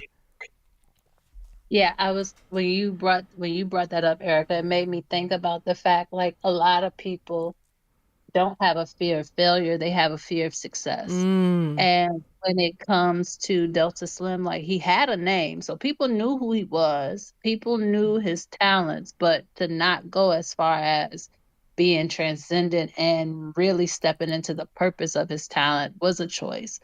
I didn't think about it until you said it, but the time when he was Sammy's age was even more detrimental to Mm-hmm. be, in the spotlight and things in his generation than in the current times of where they were. Like, yeah, they he probably was facing more than just the devil of coming after his voice, but he also, like you said, the man got hung, his partner got hung starting a church. So there was even more Yep. that more ways he could have lost his life beyond just losing his soul and his gift and his life. So that choice being to be seen as the neighborhood drunk, nobody's going to pay me attention, but I can still use my gift. Mm-hmm.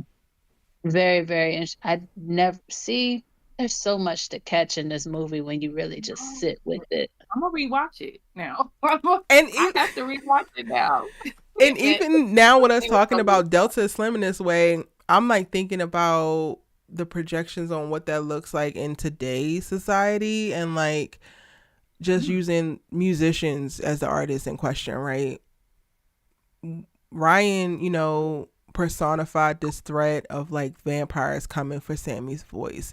But I I think, and this is me processing out loud, y'all, so it's not like fully cohesive or whatever, but I think that he's saying something about, the risk in really leaning into your talents, into your gifts, and being that, because while yes, there's not necessarily vampires that we know of that are, coming to snatch your voice box out or whatever to call on their Irish ass roots. But I think about, like, while you were talking, Brittany, I thought about Britney Spears, and like look at Mhm. how incredible of a talent she is, and like to get to a place of like such high level and operating with your gift. The vampires are the record labels and the family that like offers you up, basically like lambs for the goddamn slaughter, and everybody is just trying to see what they can get out of you, and maybe all you wanted to do was sing, right? I think there's so many like examples of it now that I'm really Or thinking Michael about. Jackson, Prince. Yeah, Yeah. yeah. I definitely see. I see where you going with this. Yes, I do agree. Like I said, so many symbolisms in this damn movie. I So like love for it. I Delta, love to it. your point of like, yes, when he was younger was even more dangerous, and like maybe it's not the immediate threat of like some supernatural force coming, but like they had to navigate that as new artists, as the blues coming up and not being a thing that was fully recognized until like apparently, like I was watching some Ludwig interviews, and it was like, I guess I don't know if it was the Beatles or it was some other like foreign bands that were like really into blues music, and they brought a bunch of blues talent over to Europe. And it wasn't until then that Buddy Guy and Howlin' Wolf and all of them started to get notoriety back here, because it was like, oh wait, they're American. Why aren't we, highlighting them? But the process of that, and like being launched into fame, and like all of the many trap doors that are set up for you to fall into, it's a choice. Like, it doesn't seem like it on the surface level, but it's a choice for Delta Slim to stay his ass at that train station during the day, and at whatever the name of that other juke joint was, getting paid whatever in corn liquor every Saturday night, because at least then he can go home and sleep and then get up and do it over the next day. So he doesn't And have he to gets to worry do about it the the way. vampires, which is not just like actual vampires, but the people who were Mm-hmm. taking advantage of him and the devil and all that. Yeah, I agree. Yeah. Yeah, I see what And he gets to do it the way he wants to do it. He gets to use it the way he wants to, because there's nothing worse than being a creative and having your gift be dictated by the opinions and the thoughts of others. Because I think about Child. that terrible season we always talk about with All American, where you can tell like they were watching the comments and they were giving the people what they wanted, but at the integrity of the show, it changes kind of like the art, if you will. I think Michael B. Jordan actually said it in an interview. The character of who you become is what you say no to. And saying no to certain things might not be the move other people would be, because, hey, you want to be successful, you want to make money. But money and the desire to make money in this movie killed everybody, even down to the Klansman. He was like, hey, wait, spare my life. I got money to give you, and got 85 bullet holes to the chest and thighs. And Because at I the end of the day, think you just when trying to you hand me my stack of money back, you whack ass hoe. Ooh. right.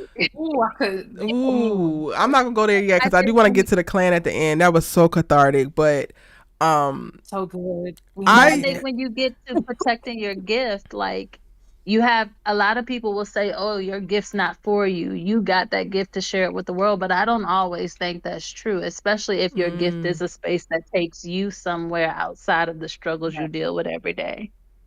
I definitely agree. I mean, look at Prince. Prince had to deal with a lot of stuff, and he said, "Screw it, I'm gonna take my name off. I'm not Prince anymore. Now I'm the symbol." Because he was basically saying, "I'm not taking y'all crap no more." They were doing a lot of stuff to him. I was yeah. watching the documentary of him, and I was like, "Oh my god, I didn't know it was this bad." You know what I mean? But Yeah. it was pretty bad. They sucked the life out of you, and God, the symbolism. Dang, it's I just really appreciate Delta Slim, because I think in a lot of ways, in confirming for me that he, at some point definitely was living the life that Sammy lives now, and seeing Sammy wanted to like support that and protect that. I also think that the context of how he's discovering Sammy matters, because it feels like he sees Sammy and Sammy has this talent, and that's one thing, like, yes, about this talent, because I literally just pissed my life away and my talent, and like what did he say? He probably had less than 10 years left to live, right? When he was talking about if he was going to perform at the Juke Joint or not. I think also something that helps him get behind supporting Sammy in it is that it felt a little bit more safe, because you are this talent who's performing at your cousin's Juke Joint, and your cousins are smoking stack. So if anybody can do what the hell they want to do and love in the safe space, it will be your ass, because you have two trained assassin ass cousins that don't play about you. And now I think I want to hang around. So like, maybe we can make this work. The devil ain't got on us, It kind of felt like yeah. that. I feel you on that. I like I said, smoke is definitely the protector. So I definitely kiss. Yeah, I see where you're going with that. Definitely. Yeah. Ooh, wow. Wow. I gotta watch this movie again. It's gonna happen. It's going. I'm watching the IMAX too. Oh Lord. Oh yes, if you haven't seen it in IMAX, please do. I did not get to watching it IMAX. We watched it on Easter, and we watched it in like regular theaters, me and my aunt. Now I ain't gonna lie to you, I did jump scares get me sometimes, so I did cover my eyes a lot on some certain things. I was like, "Ooh, this is a lot." Jesus, you know, but The first time I did we, too, I covered my eyes too, because I'm very I don't like okay, horror girl, I movies. did too. It wasn't when they just announced it, me. y'all, I can sing his praises now, but Naya will tell you, like, Naya was like reminding me, like, oh girl, you talking about it now, but remember when they announced this film and you were so pissed? Because I was pissed. I was like, Ryan, what the you mean we gonna put Michael B. Jordan in the Jim Crow South? What the hell is wrong with you? Oh, you weren't the only one. My friend was like, I'm gonna go see that. I'm like, girl, really? For what? I was literally, for what? Why would I do that? Why are we doing this? Loud and wrong. Like, I'm confused. Loud and Like, wrong. Michael B. Jordan, Jim Crow, Mississippi South. For what? And it's a horror? Ryan, what the hell? Yeah. You didn't see that it was gonna go that way though. Once you watch it, you're like, oh yeah, okay. Yep. Totally different when I thought it was going. Yep. Oh, thank God.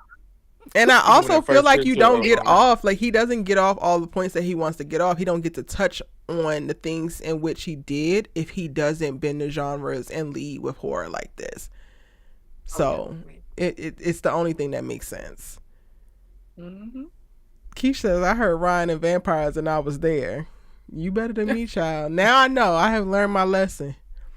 I have definitely learned my lesson. I mean, I was going to watch it regardless, but I was going to reluctantly watch it because I watch anything that Ryan does. Because again, I have a very not short list of people that I'm just always going to support regardless. But I'm not going to always support you and be excited about it. Sometimes I'm going to reluctantly walk my ass in there and say I'm just doing this because I stick to my goddamn word. But what the hell? And hope to be pleasantly surprised. See, that's me and Jordan Peele. I always will. I mean, always will watch his movies. I don't care what it is. I don't know. Nope. I wasn't really into Nope, but I watched it. I wasn't into Nope either, but I saw it. I wasn't really into I don't know if I will. I don't know. It depends on the landscape for Black people. I don't know. I might watch it. Well, see, I have to because my friend is in it. So I'm going to go see that. But and then he didn't direct it. He just is executive producing it. But like, I don't know. It depends on where we're at as Black people. If we need to be supporting him, then I'm going to do it just because we Black. But that part.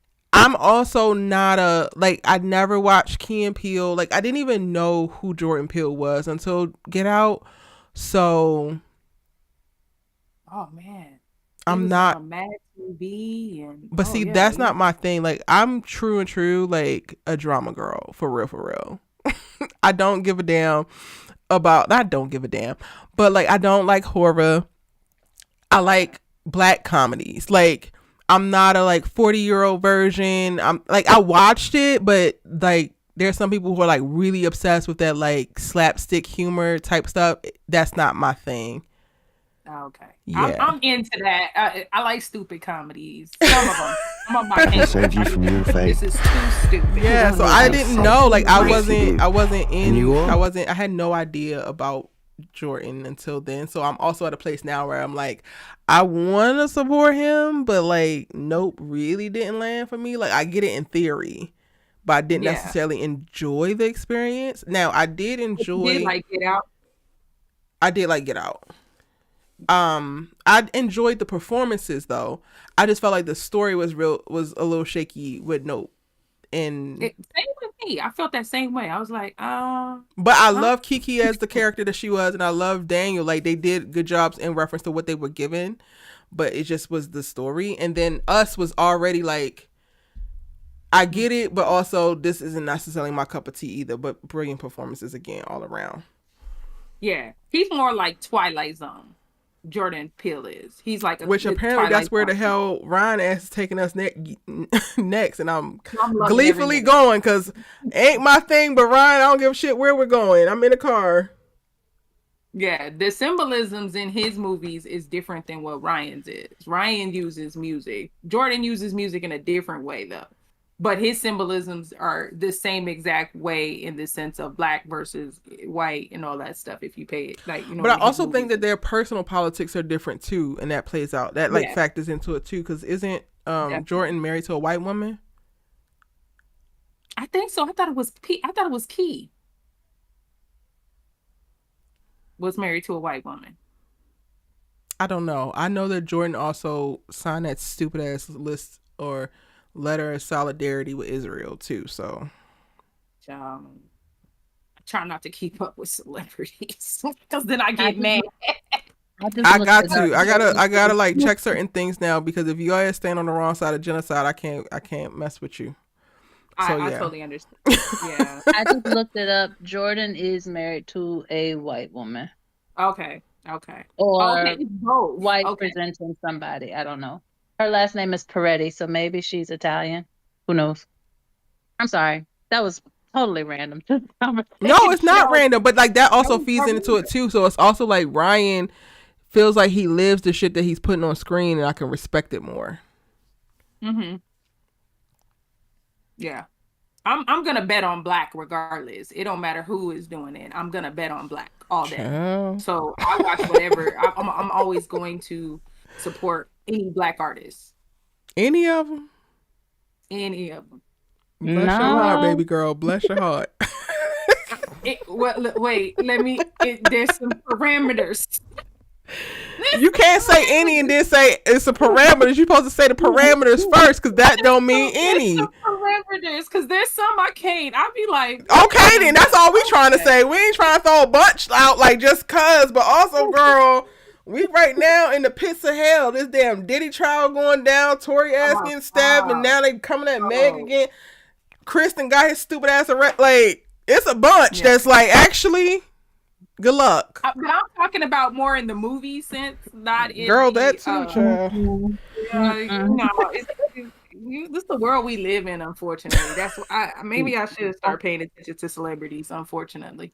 I have selective attention to a lot of things, so I try not to take on too much because being empathetic, you will start to feel more than what you really like. Entertainment to a certain extent should art should make you feel, but some things will stick with you and stay with you too Yep. long, and then it's like you can't shake it.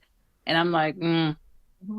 I don't, It- Let's it's say true. this. I am 100% rooting for everybody black and wanting to support everybody black. But the moment I find out that your ass is cooning, the moment that I find out that your ass has white supremacist or misogynistic ass ideals, I can quickly be like, oh, you don't exist.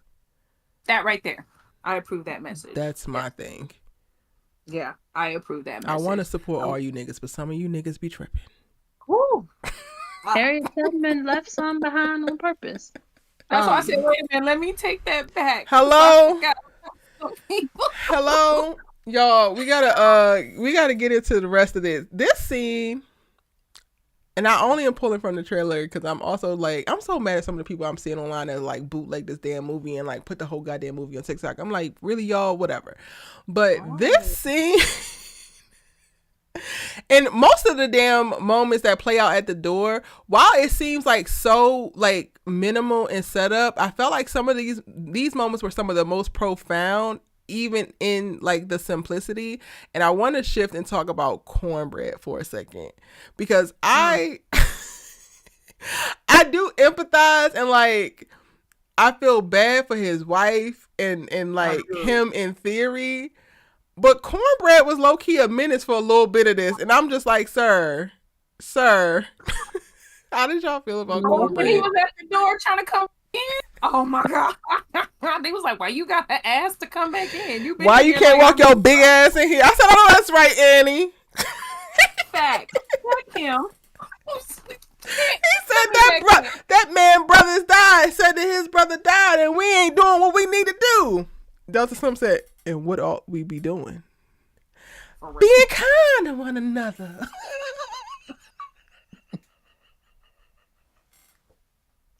Cornbread, please. Please. Shout out to Omar. He is hilarious. I really enjoy him in Ballers. He was so good in Ballers. Mm-hmm. Oh man, I love him as an actor. Yeah, but I did love him in Ballers. Yes, he he's was good. He's so good. I finally finished Ballers, so yeah, he was. Not finally.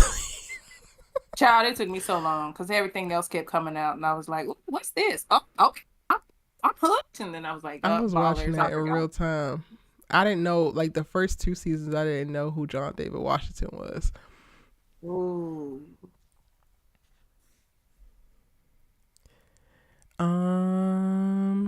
else that y'all want to point out from the film? I thought that Jack O'Connor was brilliant. Now I kind of want to watch him in more stuff, but I'm not a horror fan. And I'm like, does this man only do horror? Because he was just so charismatic and so like brilliant as Remick. I've never seen him in anything else.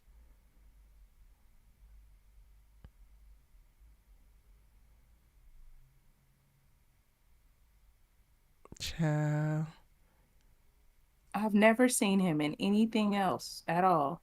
That was my first time seeing him. I'm like, who is this? People talk about Haley got a resume. I think he does, like a does. long ass I resume. was about to say, Yeah, y'all gonna hype a white character, at least hype Remy. And I probably did watch a movie. You said if we gonna hate somebody, hate him. No, I said they was gonna hype up a white character. Oh, right. Oh, yeah, because yes, he's definitely the villain, but also we get it, sir. We get it. You just want to see your family again. But go find somebody else to go channel your damn family through, sir. He played a good villain. Very good villain. Smoke said, y'all clan, sir. We're here to kill you, not to be racist. We would never be racist. We are just going to murder you. What do you mean? He said, sir. Peace and love. That's something that I had. No, but when they started singing and their faces killed it. They started singing, they looking like, what the hell? Literally. What'd you say, Brittany? I was trying to, Kay had said something, but I missed what he said. Oh, I said, he said we're gonna kill you, but not because you black.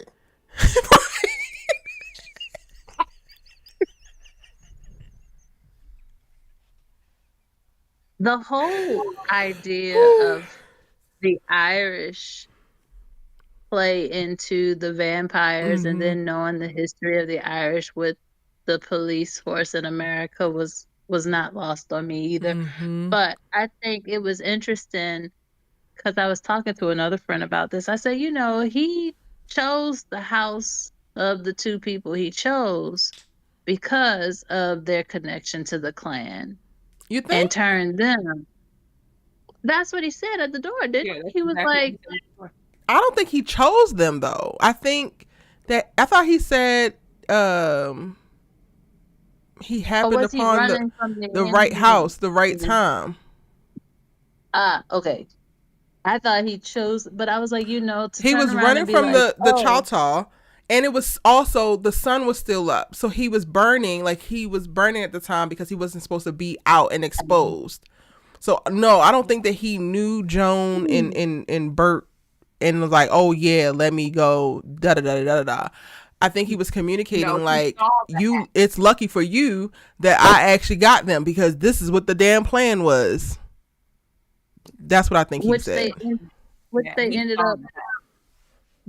up acting out anyway because they were all gonna go kill. Because the juke joint was. This is a part I missed, but I also think I understood. The juke joint was actually in a building that was a slaughterhouse, right? That's where people had died before. The juke joint was a sawmill, but the Klansman leader, he would repeatedly sell that to black wannabe upward mobile people, and then I guess when they tried to turn it into another sawmill, a juke joint, whatever they wanted to use it for, they would come back the next day and kill whoever was there. So they called it a slaughterhouse because he was killing black people in it. Right. So ultimately they were all chasing him there to kill him anyway, whether it was the vampires or the Klan. And I thought it was very interesting. Wait, what? Like, no, we're not. I'm confused. Are you talking about the Choctaw or are you talking about the Klan? The Klan, not the Choctaw. Because the Choctaw they were chasing the dark spirit. They were trying to get remnant. The Klan wasn't chasing anybody. No. The Indians were chasing the remnant, right? Because they were chasing the dark spirit. Yes. The Native Americans were chasing him. He was just trying to find somewhere to be safe, but also trying to turn people so he could get to what he needed. And then they were all going to go to the I don't know if he was trying to turn people. You don't? I think he was just trying to be safe. Get out the sun and get away from the vampire hunters. Why did he turn everybody? Well, I think he needed. Because he did look at that Klans man hat, Right. I and think once he that saw the those things are the Klansman, things that like yeah, shifted him, but I don't think that like he was just like on the hunt because I feel like we he would have already had there would have been other vampires if he was just turning everybody. You get what I'm saying? That he came across. yeah, yeah. I get what you're saying. Yeah, I don't think he was And planning on. now it's kind of like, go ahead, Kay. I'm sorry. No, I was saying I don't think he was planning on going to the juke joint. I think Sammy voice really did bring him there. Right. They were walking and yeah. moseying and figuring out what I guess whatever the plan was gonna be. Now, what's interesting to me is where the hell did they get their banjos from? Did Bert and old girl have those? Where the hell did y'all get those from? I don't know. That's what that was. That I was think Remnick and his character in the storyline and the plot line of the vampires is kind of where I started to get a little lost, only because the motivation beyond Sammy's voice, like he was already in the area. And what exactly was he doing? Just moseying around, living his life as a vampire, and then all of a sudden he hears the voice and surprise, now I have a new mission. I want that voice. Well, I the never really intro got his sequence that has motivation. the voiceover from Annie talking about the griots, and it's like the griots are people who have like this musical gift that can call on ancestors in the past and in the Mm-hmm. in the future. And he says in South Africa they're called this, in Native American they're called this. Mm-hmm. So I felt like what I kind of like assumed. So this is not fact at all. I don't know this to be true. I assumed that he came across the Native Americans who were trying to like annihilate his ass because they might have had a musical person with them. And then he presented himself and trying to do what he did with Sammy. And they just is timing up for your ass because they've been here first and they already know the damn deal. So now you're on the run and you have no one. We don't know if he did have people before and then they killed them and he's the only one that survives, right? And he makes it to Mm. Joan and Burks, and then now this is where he can start to like regroup and figure out what's next. And then they're moseying along and they hear this goddamn voice and he's like, ah, the devil has given me this. Like, I don't know, that's what I imagine. Mm. Okay. Jeez. Yeah, Just because they give us the explanation at the very beginning where she says like what Sammy is, he's a griot, and then in every other culture what they are called. Right. and then he kind of explained it. He said, "I heard your voice, and I just had to because you would be able to call people to me Yeah. for me." Yeah, Okay. In my mind, it was like no matter who was in the juke joint that night, somebody was coming to kill him. The And next that's kind day, of how yeah, I the like, next morning, yeah, yeah. pretty much. But they would have yeah. survived though because they had that damn trunk. That's the thing. Them clans members was able to slaughter everybody because it wasn't Smoke and Stack, and it wasn't. But like even without the damn trunk, like Smoke had a gun on him. Period. He had like three. That man was All pulling guns time. out of everywhere. Yeah. At all times. You gotta stay ready to You go. know, and Get he ready. was very, hyper vigilant. So I would imagine like yes, the threat was coming regardless and they had plans for you regardless, but I would imagine like Smoke is the one that's up at the crack of dawn walking around trying to see what's what because this is their first time even doing this. Like it's not lost on me when they go to the truck after picking up Sammy and he's like, "Oh, we're late. The crack of being late is we should just open next weekend." Because I think that he's Right. so strategic and like he wants to be so sure and so clear. He wants to know everything that there is to know about the space or the land that it's on, how people move around it. Like recon is a very real thing for a soldier. So while the clan was coming for them the next morning or not, I still feel like it wasn't just a gimme of like they was gonna kill y'all. Not with Smoke there. Gotcha. Yeah, I agree. He was ready for him. He was like, I made you a promise. And I intend to Literally. keep it. And they talked about that trunk. He told me some. They was like, we left the trunk. We left the trunk. Why we didn't bring the trunk? You supposed to remind me. Then the girl's like, you don't need that damn trunk. It's like, so not only that do y'all have this, but they know you to be having stuff like that. Like y'all be thinking in this way, like heavy artillery. Yeah, y'all are not to be trifled with. Do Shout out to you Smoke think for they would staying have behind. lived if they opened next week? Yes. 100%. Yeah. Everybody lives if Stag just listens to Smoke.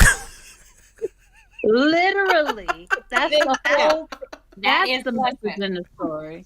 Just listen to Smoke. Actually, no. Just listen to Annie. Because Annie probably would have saved them from whatever it was they had to go run to Chicago to do if they would have listened to her from the very beginning. Child. No. You should have got Everything Mary's ass up out of there when Smoke told you to. There was so many moments that Smoke told your ass what to do, and you doing some other way where he told you we should have opened next weekend. We didn't. He told you get that little white girl out of here. You didn't. That was all her. I don't care what nobody say. But at least at the end, he finally listened to him and he let him live, only so that he can, go and kill all the damn classmen. And baby, if I didn't think Michael B. Jordan was fine before, and I did, if I did not lust after this man before, seeing this nigga with a disheveled ass side fade in a cut in part with a fucking Tommy gun shooting white people is the thing that did it. Who would have thought?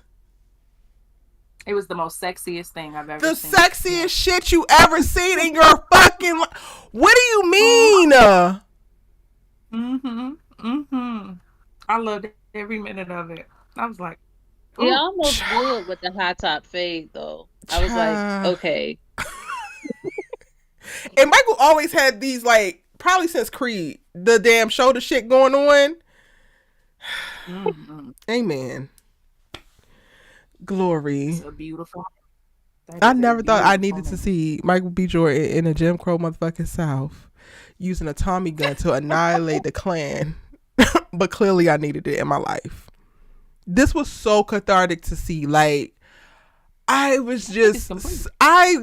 like I was levitating out the damn seat. I was so happy in this moment.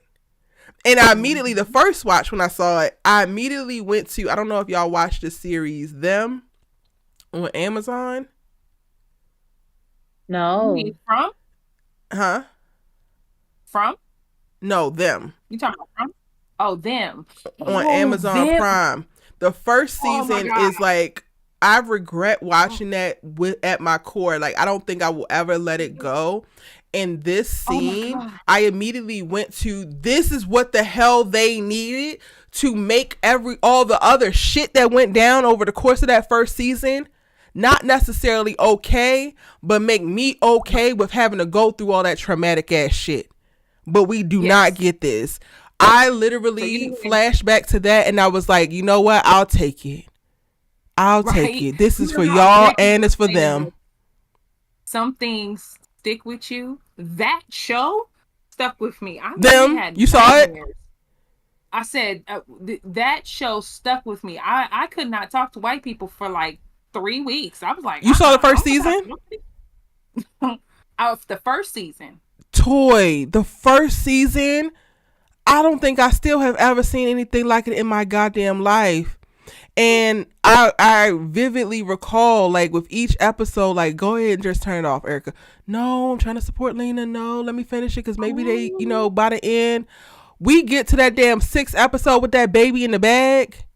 Oh my God. I would only to arrive at the end of the season with nothing, no repercussions, no nothing. This Sinners moment was for that too. Because what the hell do you mean? I stayed up in my house. I was like, I do not want to see white people for 3 weeks. No. This is too much. This was so cathartic. It was. Smoke taking a Tommy gun to the Klan. Absolutely. And looking good while doing it. Hey, Antonio, welcome in. Glory. And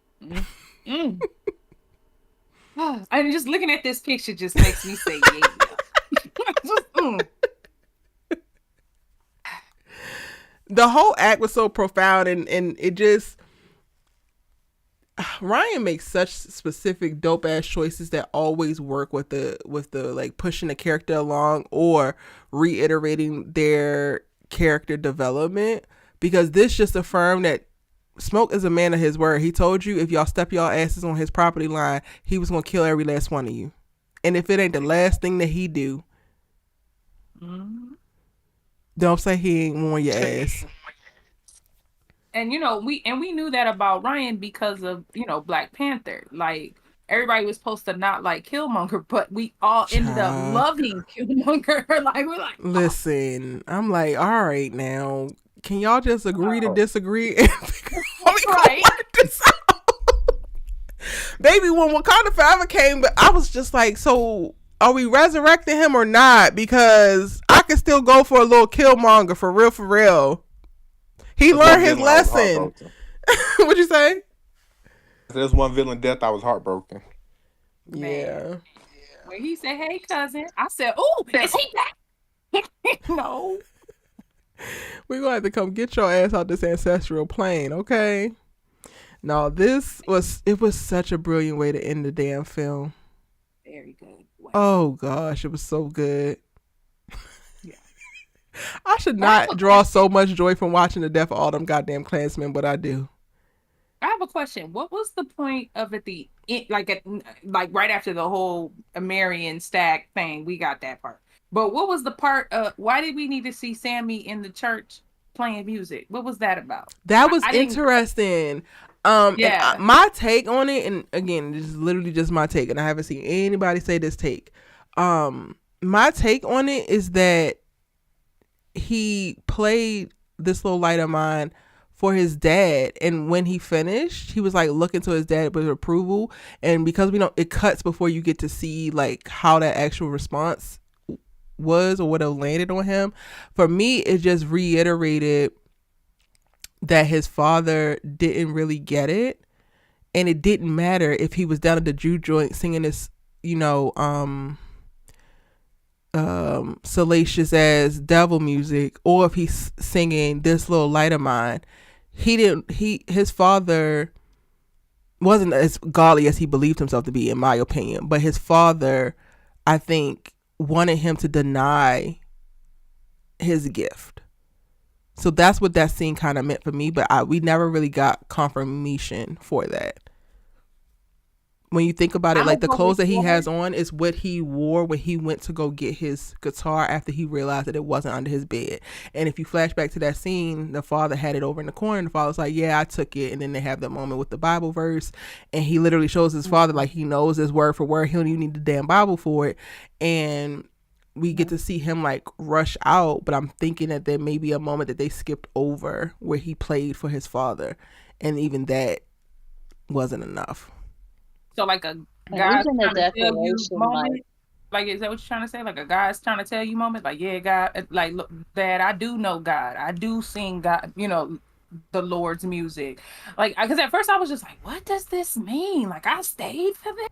I'm trying to I understand what's think going on. I think there's something to be said about the song choice too, Yeah. because he's like, hey, you Mm-hmm. don't want me to use my music, but this little light of mine, I'm gonna let it shine. Like, you could let me do it here, but I think the dad has some semblance of jealousy when it came to Sammy too, Oh because yeah. here he is trying to preach his little his little fade off, and he is struggling to get people to even respond.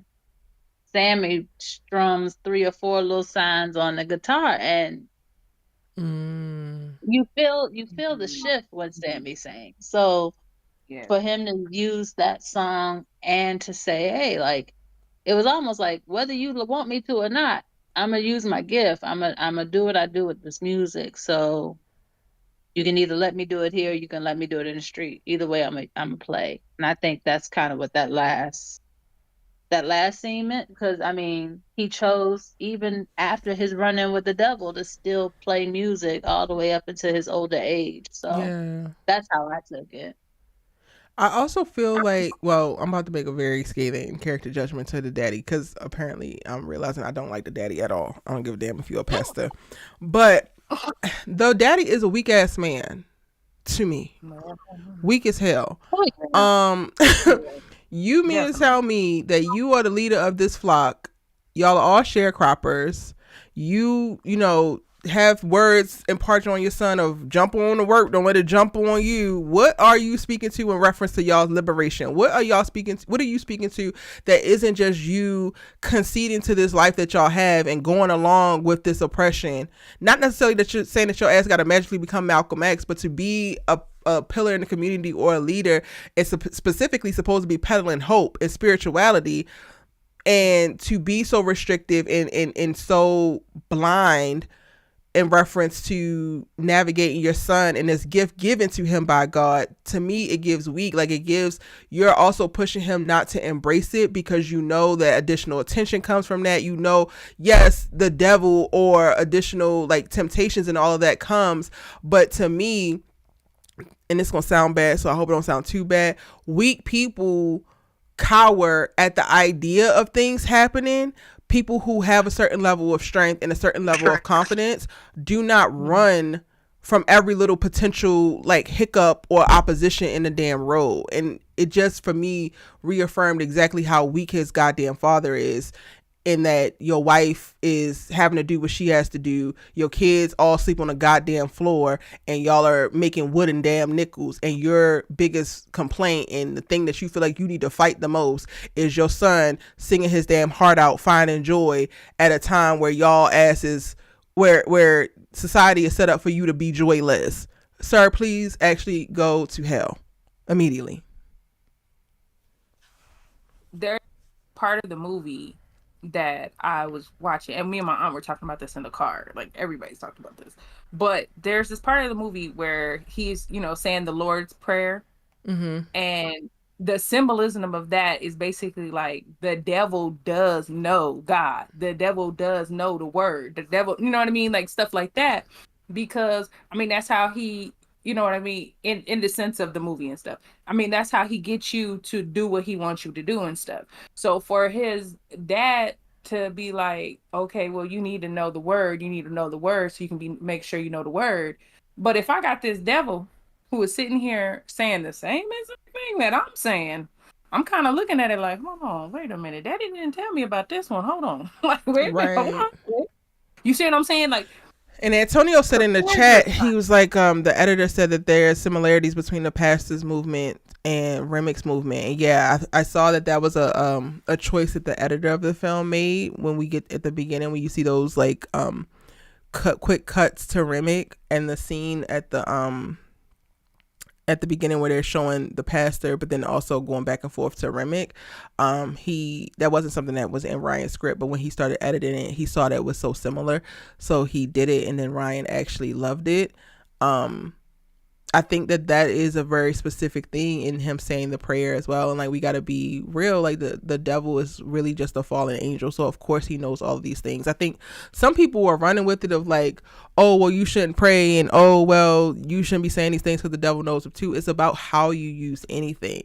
And that's why I also believe that like Sammy could go and could sing the blues, because the blues came from literally, us putting music to our pain to be able to communicate it. Like, that honestly is reinforced when Delta Slim is in a car rehashing the lynching of his friend, and then he immediately goes into humming and into a song, and it's like, it literally is an organic thing that was birthed out of our pain and suffering at this particular time.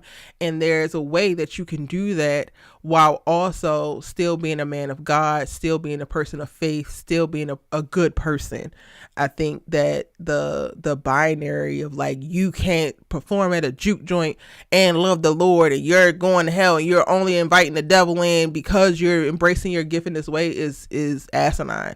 And maybe that is something that Ryan was trying to speak to as well. Yeah, I think so too. That's exactly what we were talking about. She was like, oh my God, I didn't even look at it like that. I was like, well, yeah, I mean, he's literally saying the exact same thing. Sammy thought, oh, if I say this, he gonna shay away. No, he was saying the exact same thing right back to you. He knew the Lord's Prayer just like you did. You know what I mean?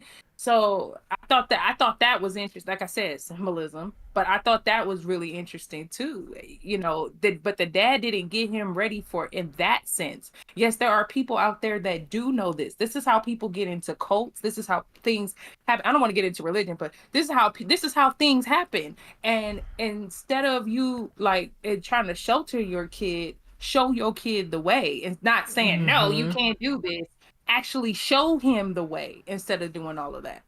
Oh Yeah. yeah, and So I you got 2 points because to my point of him being a weak ass man, I meant to also mention you had your brother knocking these boys upside their goddamn heads left and right, and it took one of them killing this damn man, and you didn't step in and intervene at any given point. Weak as hell. And then those yeah. same killer brothers come for your son, and all you can do is stand on this goddamn step and look.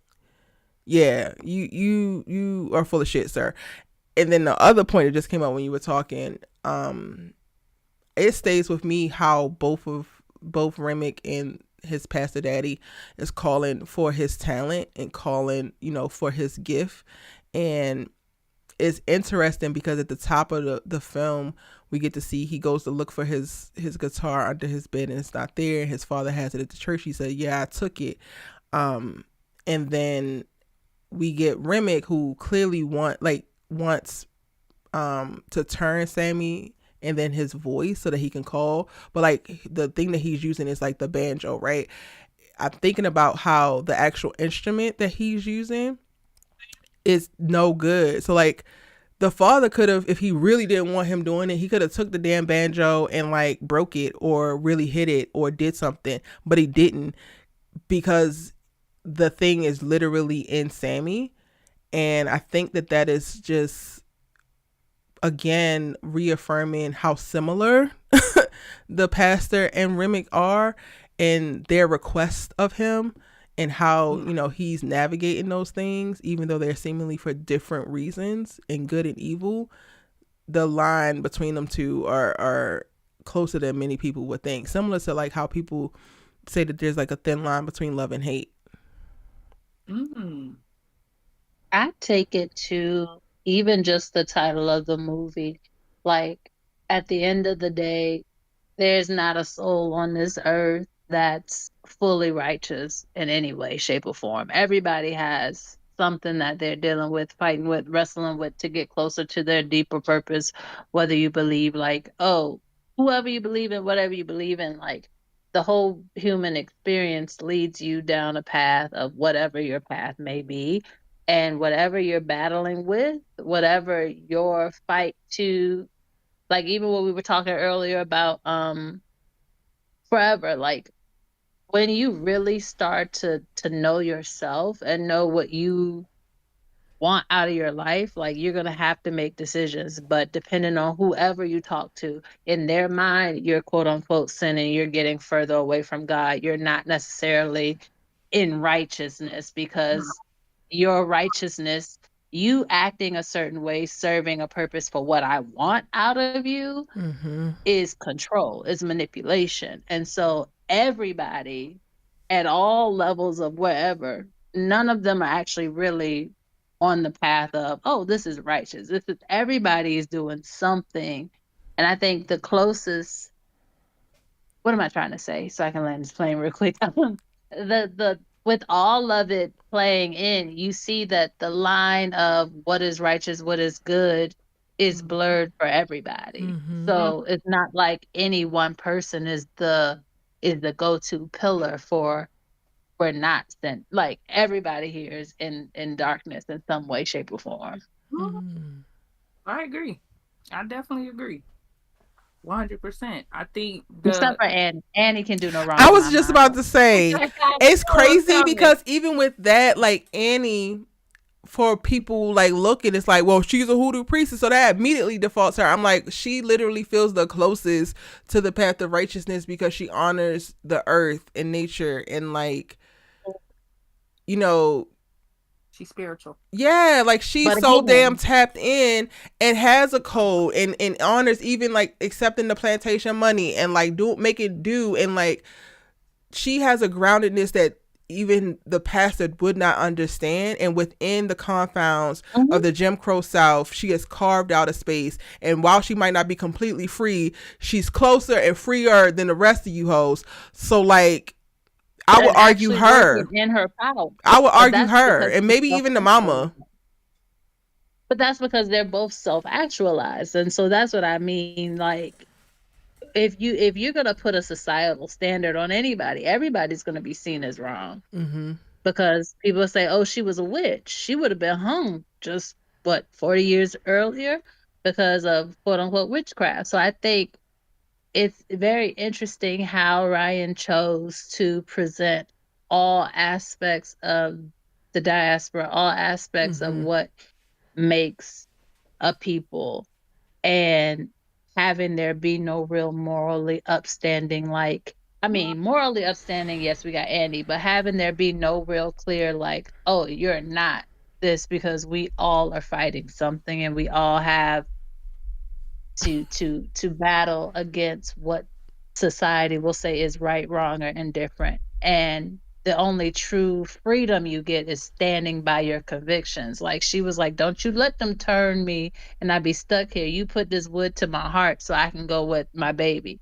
She was led by her Yeah. convictions. Everybody else was led by other things. It wasn't necessarily their convictions. It was the need for power, the need for money, the need to be known, the need to be important, blah, blah, blah. She was just like, I'm here for the experience. And then when it's time to go, I want to go Yeah, because I know where I'm going.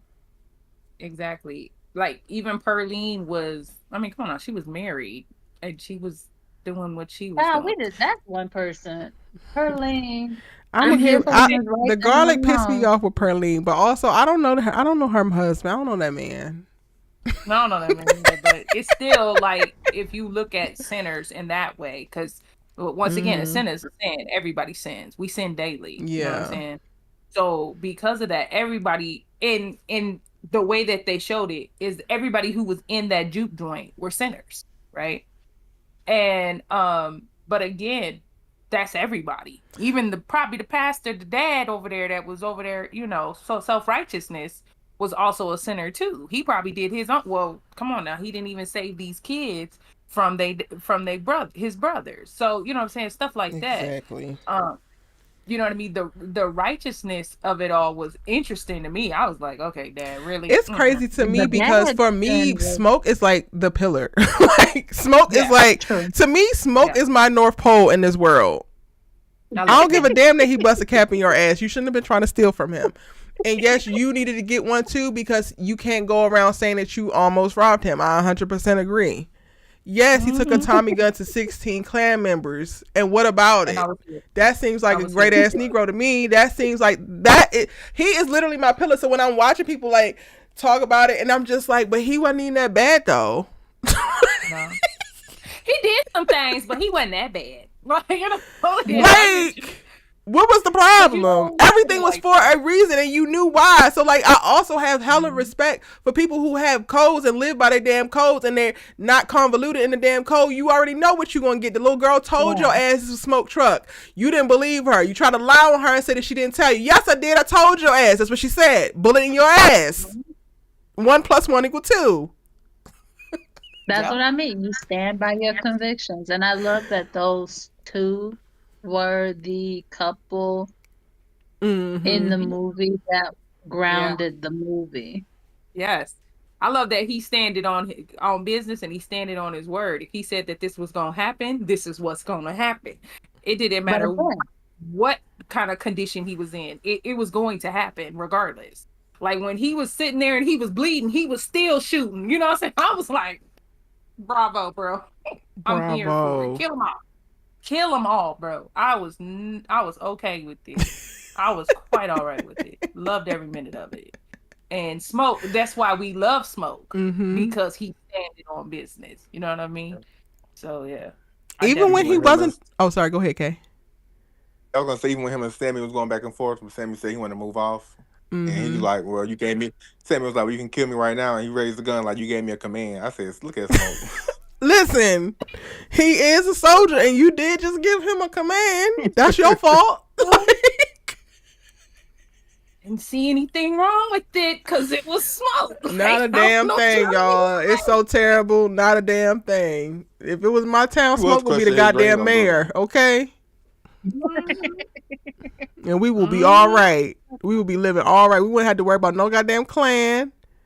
It would be that little town that put them out because they was the seeds of demons.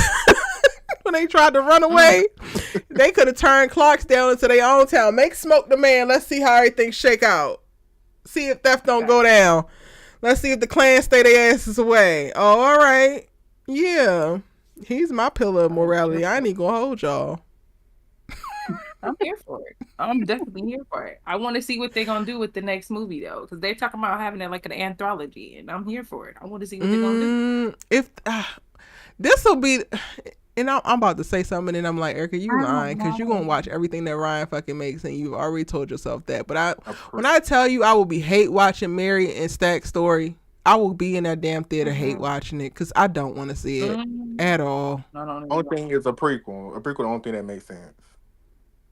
If y'all not showing me Mary and Stack realizing that he don't have to spend eternity with this woman, he had never planned to spend eternity with this woman, and he starts to grow the fuck up and channel his goddamn brother, I don't want to see it. Here. I approve this message. Yeah. But yes, a prequel 100%. Them in Chicago wreaking havoc, absolutely. Them in World War I wreaking havoc, absolutely. Them killing their damn daddy, or him killing the daddy and Stack ass is unconscious, absolutely. Yes. I need to see why he didn't want Sammy to go to Chicago so bad. Because the same way when they tried to run off to that little bayou place that was supposed to be the Black Utopia, and they found out that they was the son of that man, of their daddy, and they put their asses out, people find out that he the cousin of Smoke and Stack, and then he done robbed the damn Irish and the Italians. That might be why. But then also just being out in the world and realizing that regardless of how big it is and regardless of how well-to-do the Negroes are here and Negroes are there, you were still up against white supremacy and deep racism at every turn. So why not stay where you with the devil you know? That was probably the biggest part of it. Antonio says, I want the Choctaw Nation Vampire Hunters prequel. Yeah, I could get down with that too. I am here for that. I am here for that all day. Yeah. And again, this movie, like, it reminded me of To Dusk Till Dawn, like certain parts. Like, I never seen it. I wanted to watch it until that people started to piss me off, like that little Latino boy I had to block after he started trying to say that Ryan stole Dusk Till Dawn and that's all sinners is. He didn't. It's not even the same. Not even close. They have certain parts, or in the sense of like the vampire hunter and all that stuff. But it's not the same exact movie. Not even close. It's a good movie. To be included. Right, so damn bad. Right. And then I go and look up the damn movies. Like, yeah, you need to give credit. You stole it from a Latino filmmaker. Didn't Quentin Tarantino shoot that damn film? And he's like, that's a Latino movie. It is not. It doesn't. It apparently it like criminalizes Latinos in it or some shit like that. I'm like, y'all just be on here saying shit. Yeah. It was a Quentin Tarantino movie, but he's talking it. Well, no, actually, it was directed by Robert Rodriguez. I see what he's talking about. But Quentin Tarantino was a part of that movie, yes, but he wasn't the director. The director was Robert Rodriguez, yeah. And it was a good movie again, but it wasn't the same concept. Not even close. No, no. People just say stuff to be saying stuff all the time. To try to give Ryan's brilliance credit to anybody else is stupid. Even because they like, oh, he thanked Christopher Nolan in the credits. That must mean that Christopher really did da da da. Christopher was a consultant when he decided to go shoot in 65 millimeter. He told him, don't bow down to the damn camera. That's it. Relax, y'all. People just be talking to talk. They sometimes. No, but they really Erica, do. I will say this: when stuff comes out and I know it's good, I be like, "Oh, I can't wait till she do a live." And now the Discord ain't being a hater no more. I can't wait till the next thing. I gotta do this I'm so more. glad when I see her forever. I see her forever post. I said, okay, she watched it. Yeah. Yeah. Yes, most I gotta do this definitely. more. There's so many things, like especially when I really, really like it. I was honestly, I'm not even gonna hold y'all. I was a little bit intimidated with the idea of doing the Sinners Live because I was like, oh, does this mean I gotta like get on there and like say everything that I would want to say and like break it down, and like I want to also do it justice and like honor it, and like sometimes I get really, really intimidated with the stuff that I really like because I'm like, I cannot fuck this up, and I'm like, no, these are my people. Just get on there and have a conversation. I really understand where you're coming from on that. This is why I love this channel so much, is because of the fact that you allow people to have a voice. A lot of channels, they just talk and they don't Mm. allow people to have a voice like this. So this is like the only channel I've seen. I mean, there might be some other ones. I've never seen them, but I've seen this one more than anything where they allow other people to talk about the movie or the TV show or whatever the case may be, right?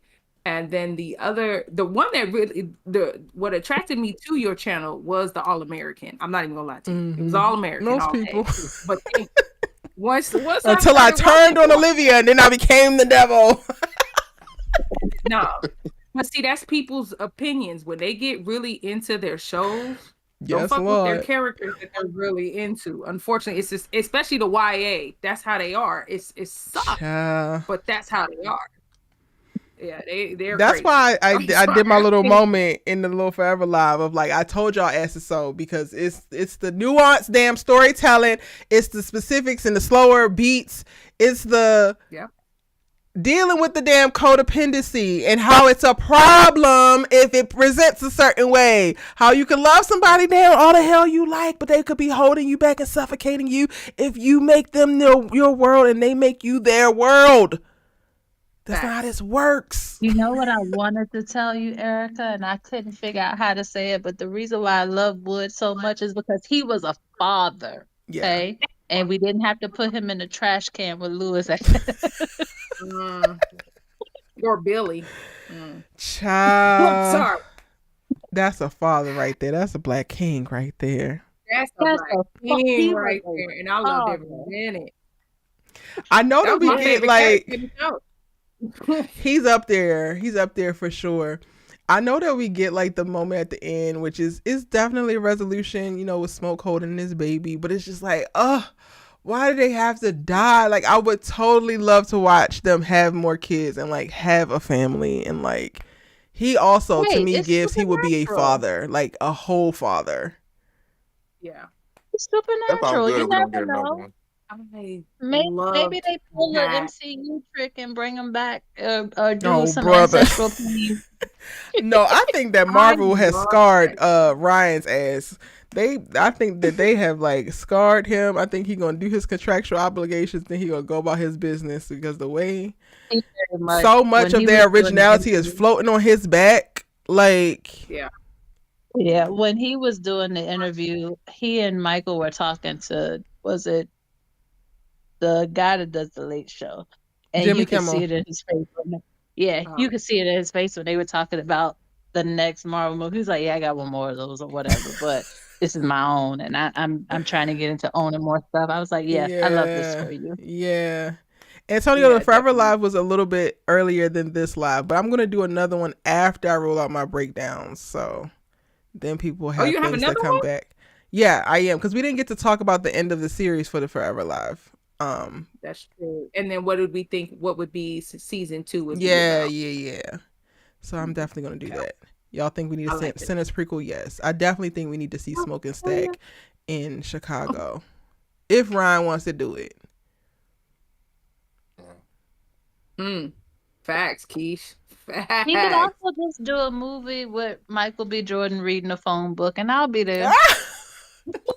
Well, Keish, I'm sorry, we can't do that anymore. Ryan, I mean, Michael is now for real in Oscar conversation. So the next few films is gonna be very, very important for him to stamp his And you ass know, in the they iconic give status. Oscars But they give Oscars to white people for opening mail Child. and reading newspapers, so he could do. Yeah. But that's not us. We don't get that same You know what? privilege.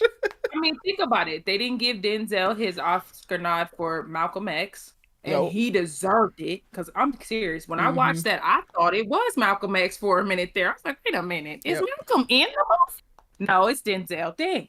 It was so good. But the Oscars has done this for years. I mean, where they slight people. And I hope they don't do this for this movie. Because I will, oh, I'm going to burn it Well, down. this is going to be the first year that they have to watch whatever they vote for. Like they have, if they're going to vote in a category, they have to watch everything in it. I don't know how they're going to enforce it, but that was announced recently of like they're making Praise Academy members who are voting watch the things that are in the categories, which is wild because of the fact that y'all been around for however long, and y'all did not stipulate that people needed to actually watch the things that was being voted on, and that's. But we're surprised that black talent and non-white films don't get awarded because y'all decide that y'all asses don't want to watch it. If Haley And gets a nomination, I am going to riot in the streets. Nominated for what? What did she do? What did she do? The best part about this is we gonna kill every last one of you, but that's not Oscar worthy. She was in her bag for that. Please. They better not nominate that damn girl. You know what, Erica? But she is a Zionist, or they say that she's a Zionist, so we never know. They Lord might. help You know us. how they are in the Oscars. Get a nomination for the song she did on the soundtrack. Y'all, this is how That when I tell soundtrack is y'all off the chain, though. when I That tell soundtrack y'all is I off the stand chain. on business so damn hard. Like I really want people to understand that the shit that I say, I'm not playing. I am really not playing. Hold on. Yeah. Where is it? That soundtrack was fire. Oh, it my takes God. it off. It takes it off when I do it. I hit it. And I hit her as an artist. So I don't even see it. When I play this damn soundtrack, I don't hear the damn song. I don't hear her. Hide. It's not on my thing at all, y'all. I purposefully went in here. It's easy. You just click the song. And then you could do hide in this album. This is Spotify. But then I noticed that on the album, it did it. But then when I was on the playlist, I still heard it. When it came on in my car, I said, absolutely not. I pulled over and then I went to her. I searched her little stupid ass name. And I said, nope. Because you could block a whole artist. I also have blocked R. Kelly a long time ago. How you spell her name? Yeah, I'm with you when you're right. Ilee. Look at that. She's been blocked. So nothing that she performed, nothing of hers comes up for me. When I tell I you, see what you did. I love you. Yeah. That's smart. Love you. That's smart. I see The where you only going with song, and it don't even fit the damn soundtrack. But okay, y'all gave it to her. No, thank you. I don't need it. She gets to hollering and wailing and whatnot. No, ma'am. And I listen to that soundtrack like every day. So no. Yes, it's a good soundtrack. Really good one. But now y'all see how hard Erica stands on business. I love I you. must tell my friend that because she was like, "How do I turn this off?" That's how. Hide the song and hide the artist. There are certain people. Also, this is just, I guess, Erica lore, because I also did that for Tyler 2 years ago. I don't listen to any Tyler music. Perry or the creator? No. Tyler from South Africa. Tyler. Yeah. Oh, Tyler. I thought you said Tyler. Tyler. The little make me sweat girl. Her. You couldn't figure out if you wanted to be black 2 years ago. Don't worry about it, sweetheart. Don't worry about it. You didn't got your statement together now, but it's a little bit too late because I blocked your ass 2 years ago on everything. He said Perry or the creator. Mad at the Perry or the creator. That's so tough. That's real. That's real.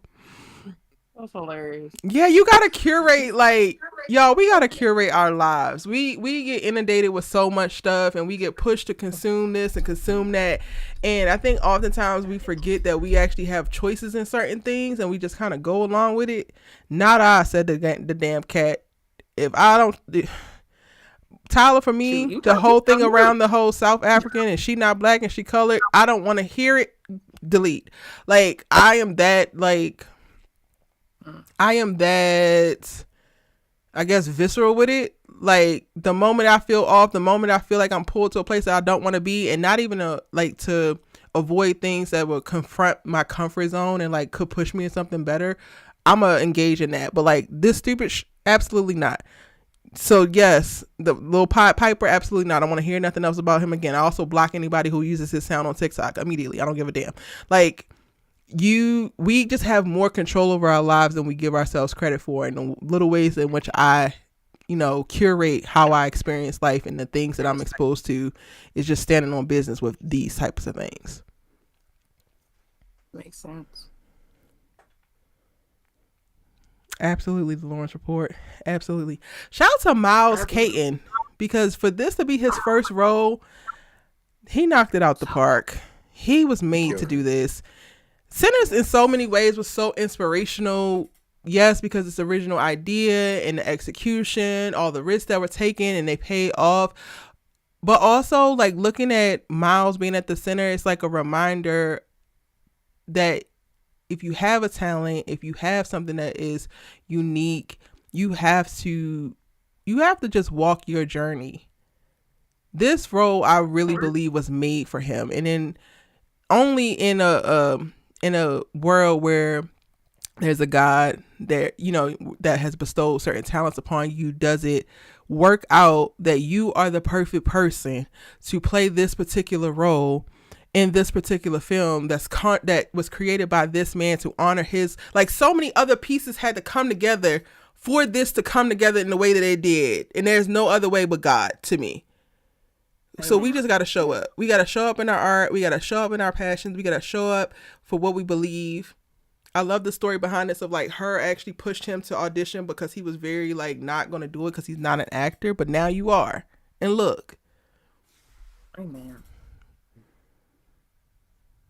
Ryan just be out here doing what he do. And I think now he might be starting to realize how profound his stuff is. But I feel like up until this point, he really hasn't registered it or had time, I guess, to process it. And I appreciate him. I'm so glad that Ryan Coogler showed up for himself.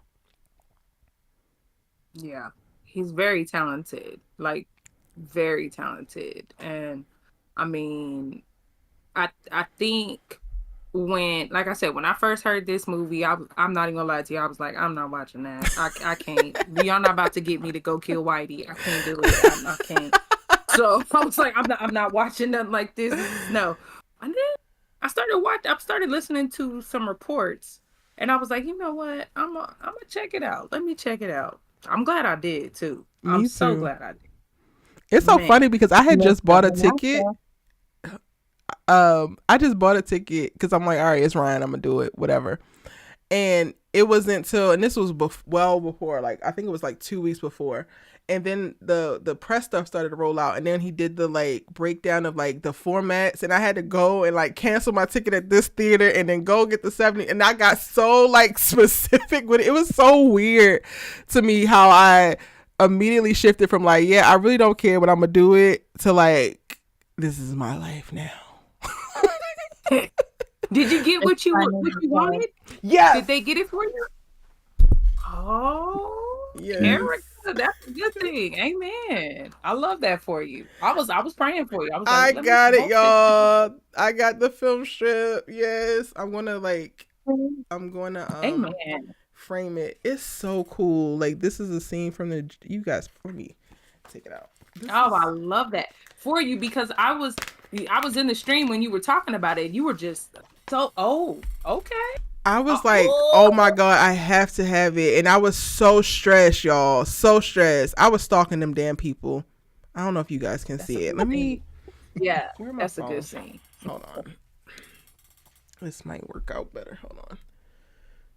It's funny because I saw the promo where it was like, "What's better than one Michael B. Jordan? Two?" And I was like, "Sold. I don't care what the movie's about." Can y'all see it? Brittany, I'm just guessing that you are a Michael B. Jordan fan. Yes, I can see it. That is so dope. Oh, I'm jealous. I wish I would have got one. Mm-hmm.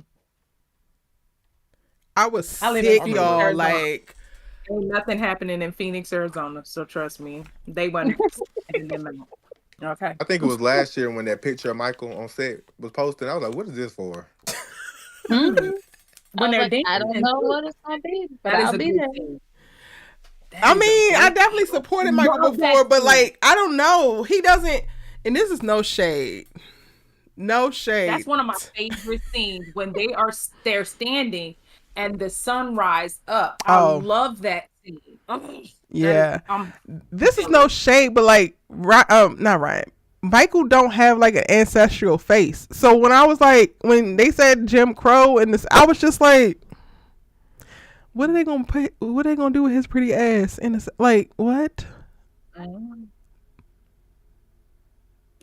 But it See, works. you had to see him back when they did the home.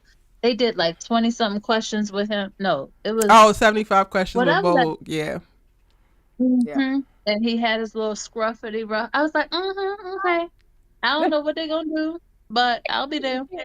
She just wanted to see Michael. You That's what that love is. Michael B. Jordan. That's There's what it nothing is. wrong with it. A hundred I was Yes. percent. like, And I'm Michael never and selling Darren. it New Hope. And I also got so the first night, shout out to Irvine. I drove all the way down into Irvine, to the Regal Spectrum. That's where I saw it in 70mm 3 times, child. $30 damn tickets. Anyway, the first It was worth day it though. it was.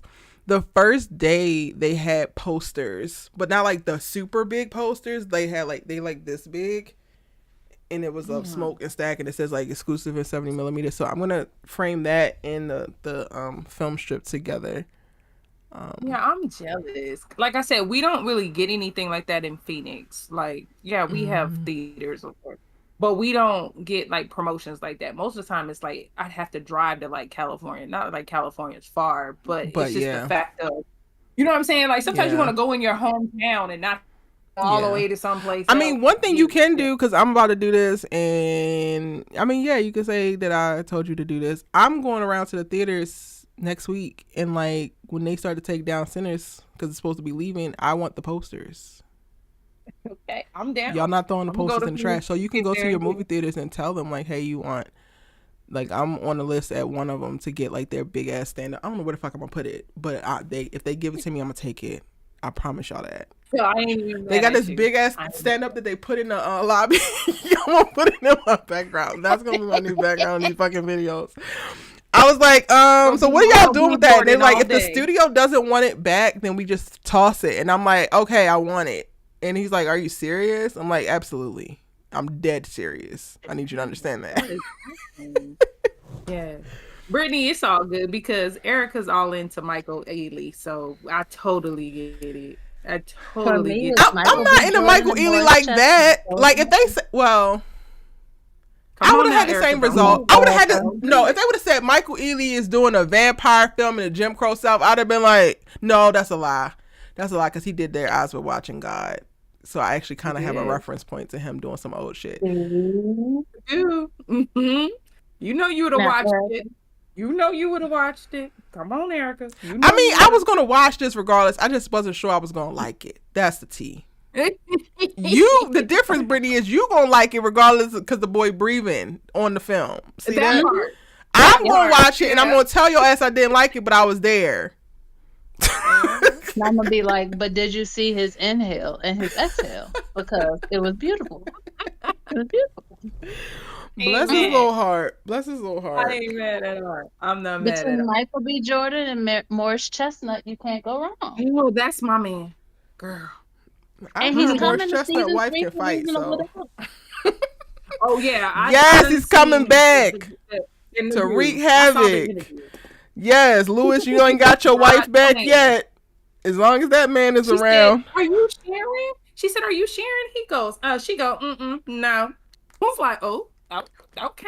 I ain't mad at her either. I'm Don't she excited. with Boys is coming back, no and there's a whole new old fling from the way back when that's coming back too, E. So I was like, oh, she gonna have options, and they all All that chocolate. matters is the divorce that need to happen. That's it for me. Whatever, however we get there, we just need to get there. I mean, we all have that one person where you just be like, girl, I gotta see this movie. I don't care who it is. I gotta see it. No, my man in it. I wonder I who gotta that watch is it. for me. I'm trying to think who it was for me. It used to be Will Smith for me. It used to be Will Smith for me. Kind of still, no, not really, because I didn't I'm really gonna want to watch watch anything Bad Will Boys. Smith is in just because I respect him as an act. Yeah, Like but no, there's I the was in list of love with. people. Oh well, see, mine are women. Nicole Yeah, mine is Angela Bahari, Bassett. If I had to go women, Angela Nicole Bassett all Bahari, day. Google and Botha Raw. Ooh, that's a good one. If I had to go for another woman, and I would say in regards to like acting, that's a hard one. It's definitely Angela Bassett is the first every time. I watch every movie she's been in. I love For me, Angela it's Bassett. both Regina's, Regina King and Mm-hmm. Regina Hall. Gina Hall, yeah. Yeah. I can't say Angela. I want Definitely. to say Angela, but then she's done a bunch of stuff that I'm like, no, ma'am. She's done a bunch of white Yeah, stuff that I'm like, no, ma'am. she has. Yeah. Like them. They always want to make her like the 911. secretary. 911 911 was isn't that good. bad. I just fell off of it. I haven't finished or got season one. I fell off because it'd be too much for me sometimes. I just started. Don't But judge me. them like Just she did like started. White House Down and like she does these things where she's like some person at the White House and it's like Yeah, you've played this role like 16 times. I don't need to see it no more. yeah, that's true. But I enjoyed her in American Horror Stories Yeah. with the Covenant and all that stuff. Yeah, Before she's. Ryan Murphy lost his damn mind. I'm like, does she age? Cause, ma'am, you still look good. Like, she almost 70 years old and she still look good. Oh, Yes, Lord. beautiful woman. Like I said, I love her acting. She is one of my favorites. Regina Hall is definitely one of my favorites too. Um, that is one of them. I just thought of. Thank you, Brittany, for telling me that because I thought about that. Yeah, I watched all her movies too, and I've even seen this one where she had. I think it was called like Self Made or something like that. It was really good. It was about slavery and stuff like that. But I usually try not to watch them. But because she was in it, I watched it. It was actually really good. Hmm. She wasn't the funny person, so it was a different type of role for her, Yeah. and I love that. Yeah, Well, y'all, I think we all have them. Yeah, I think we all have them. for Like, sure. Kay, do you have any actors where you just like, I have to watch the movie. I don't even care who it is. Ooh, not anymore. To me, it's just anything black now. But Okay, all right, feel you on that. I like everybody y'all name. I like, and I say Lupita. I like Lupita. Mm. Ooh, Lupita's I gotta cool. I do like. rewatch A Quiet Place though, because I fell asleep on it in the theaters. It was good. I can't watch that. No, I'm not quiet. I I don't can't know. I watch don't know. that. Maybe I was tired. I gotta rewatch it because I really fell asleep in the movie theaters. It is too quiet. It's too quiet. I can't watch that. No, no, no, no. I'm not a quiet person. I would have been the first one to die. Like, no. No, I Movie can't. over. But yeah, I like Lupita a lot. Yeah, Lupita is good. I loved her in Black Panther. Yeah. She was really good in Black Panther. So- Oh, I'm sorry. It was called Master. It wasn't called Self-Made. It was called Master. Really Oh, I good. seen that. Yeah, yeah, yeah. That was That was a the college. She was the professor with the little short fro. yes, yes, Yeah, I yes, saw yes, that. yes, It yes. was a sun. She was at Sundance 3 It was- years ago, I think, with that film. I don't know why I said Self-Made. No, Self-Made was about Madam C.J. Walker. Yeah, I I was thought that was thinking Octavia, but I wasn't sure, so I didn't say Octavia. I anything. love her too. I love Octavia and Viola Davis Yeah, as anybody well. over. All right, y'all. That has been the Sinners Live. Be on the lookout for my character breakdown videos. I literally have some of what I've talked about today, but like even more for certain characters that I've already written out and going to produce in separate videos. Thank y'all so much for one, demanding this damn live, but then two, joining me to like unpack the film. What do you I think think the second one will be about though? I Because there's can't. going to be a second one. I can't hear you. What do you think the second one would be about? Not the. It's not going to be a prequel. It's actually going to be a second. So what do you guys think it would be about? Who said that? Oh yeah, that's in the works. They was talking about it on. Who was they? If Ryan didn't say it, I don't trust it. It And I've was a watched Ryan all of thing. Ryan interviews, so who That's said what they've that? been talking Who about. said that? Yeah, it's been all over YouTube.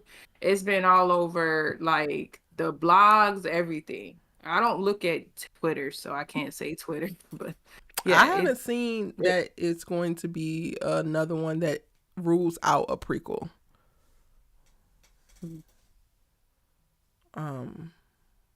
But it yeah, they were also could talking be about they because want to do I'm the second. tuned out to it too. So I also am not interested. So my algorithm probably doesn't show me that, I guess. I mean, All I know is, Erica, every time we would do a live about something else, you'd be like, my mind is on Sinners, so I'm not really here. So it had to happen. You had to do a Sinners live. That's so true. literally, I couldn't like, and my my friends and family were like, "Is this all you really gonna talk about?" So I stopped talking to people. 'Cause I'm like, if you don't want to talk about that, I don't really give a shit what you're talking about right now. Did you see Michael? Right. Did you? You didn't see Smoke? What are Like we really? talking about? You got the conviction of a goddamn now later. Please stop talking to me. Please. I love that though. I love that. And I think that was his goal, was to get us to talking.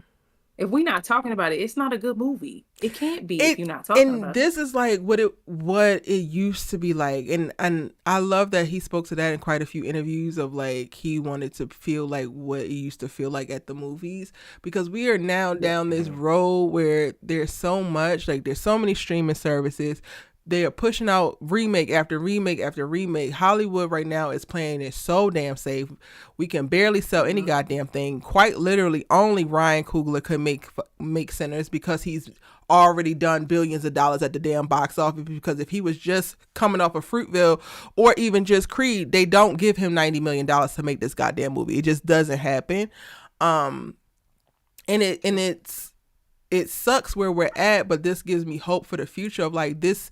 Now that we have refelt this in this day and age, now we need to demand to feel like this. Stop giving us bullshit, please. I went to go see Thunderbolts last week and it was okay, but it was like, y'all could go harder. You have way too much money, Marvel, to just be cranking out these nondescript ass films with this IP. Like, no. Let's go back to what it was. Like, let's put the soul back into shit. Let's stop. Oh yeah. Let's stop Remember, like, stripping back in the day, everything like, for its parts and then just trying to every sell it and summer. like pushing this consumer ass culture. Like at some point, we need to take into consideration us as humans and that we need to fucking feel shit. I agree. Period. Like back in the day, there used to be always like a movie after movie after movie, and it would be a black movie. Every summer, you would see another black movie, another black movie, another black movie. I haven't seen that in so long. Like where it's back to back, back to back, back to back, and you like, ooh, I can't wait to watch that. Girl, I'm finna go see that. I don't even And it feel don't that no even more. I have to just be be like, high oh, yeah, concept. Like it, everything doesn't even have to be Sinners. Like I have been longing for the run that was Set It Off, Two Could Play That Game, Breaking All the Rules, like yeah, those films as well. What the like? What is going that's what on? I do agree with you 100%. Like I said, I hate that we don't have that anymore. Like we don't, because it's like, okay, you see these movies and it's great, but you're like, all right, I guess I'll watch it, but it's not like the movie, you know what I mean? I'm not really into the movies unless it's something I really want to watch. Then I'm going to the theater. I don't go to the theater like that. Yeah. This is the Like first I time went in a to the while I've seen the movie. theater packed like that. Yeah, Right. there you go. I'm so That used to part going too. in and it's empty. I wasn't even trying to get there early 'cause I was just expecting it to be empty. And I was like, dang, this theater it's packed. Packed. Mm-hmm. And I do go to the That movies because part. I like the movies like as an experience. So I do opt to see a lot of things in the movies even if it doesn't deserve it. And this is the first Right. time in years. Like Mm. even before COVID, I would probably go back to like 2019. Mm. Mm. Yeah. I definitely agree.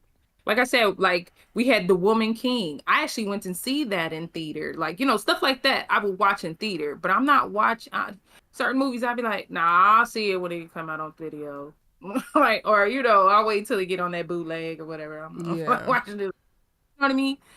I just don't have the energy to watch a movie and be like, this what I This was paid a for? waste, Like, you know yeah. what I And it's because of mean? that. Like they've shifted the culture of movie going because of the poor quality and what they're putting out. It's time to reinvest in original IP and original ideas. I do agree. All right, y'all. Thank I'm you tired of the again for remakes. hello. Every type of damn live action movie. We get it. We get it. We get it. Thank y'all again. Be on the lookout. I don't know if I'll do another Sinners Live because I feel like my breakdowns are gonna be I think good, you but should do depending the on the Beyond the questions. Gates live. Huh? I think you should do a Beyond the Gates live. Okay, so the thing is, I wanted to Recap. introduce one this week. Like I thought about doing like at the end of the week a live to like unpack on Fridays, but because I had these live scheduled, I had to like move that. So I'm so glad I didn't announce it because I was like, yeah, I think I want to start doing that. So that actually is in the works. I just have y'all, the calendar, it's only so much time on it, and I've been getting my ass whipped all week because I've been trying to do better by sticking to a damn calendar, and the stuff that I be trying to task myself with doing, I'm never going to get to the end of it because it's like, girl, you only have so many hours, honey. You got to edit, you got to record, you got to do this, you got to do that, and I'm just like, I don't have enough time. I know, but I'm definitely trying. But I am going to be doing that because there's so many people in the comments, and I'm like, if they had a live, this would be very interested to hear someone say some of the stuff that they responded to me about these characters. Yeah, because you were coming up with some ideas, and I was like, I didn't even think of that. Oh, that would be a good one for this one. Child, I'm having a good time with the Beyond the Gates content. Have a black soap opera on daggone national television, man. Look at that. Look at God. Yes. Won't he do it? Yes. And by the way, All American top 10 on Netflix. So with a renewal. Hello. Oh wait, it's released already? It's top 10 on Netflix. Season 7 all week. Yeah. The new? I didn't know. I thought it was coming the first week of June. I didn't know. I meant to promote it. Somebody told me the first week of June. That's good. I was like, they are waiting. They are waiting for it to drop on Netflix. So yeah, you're right. Where is the renewal? I don't even think season 6 went top 10. So I think it did. It does every single time. Every single time it drops, it shoots up there. Mm-hmm. Dang, that's crazy. Hopefully we get a renewal. That's dope. Here's hoping. Come on. That's what I'm saying. We need to start, representing and, actually watching our Black shows because a lot of them are getting canceled. A lot. Mm-hmm.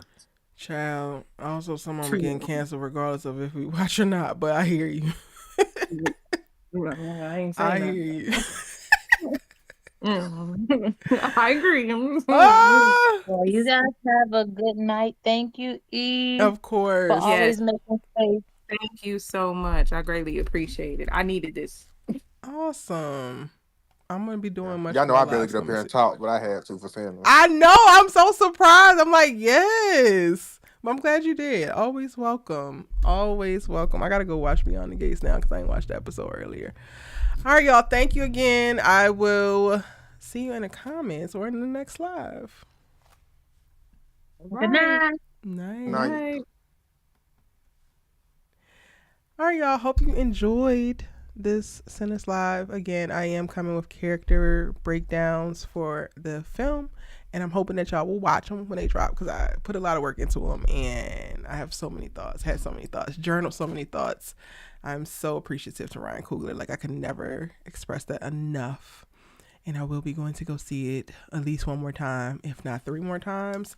So if you're not following me on Instagram, you should, because I think I'm going to do a better job of like posting when I go and see the rest of the times I'm going to see it. If you haven't seen it already, again, go see it. Thank y'all so much. I will be checking the comments if you're watching this on replay. Have a wonderful weekend and see y'all when I see you.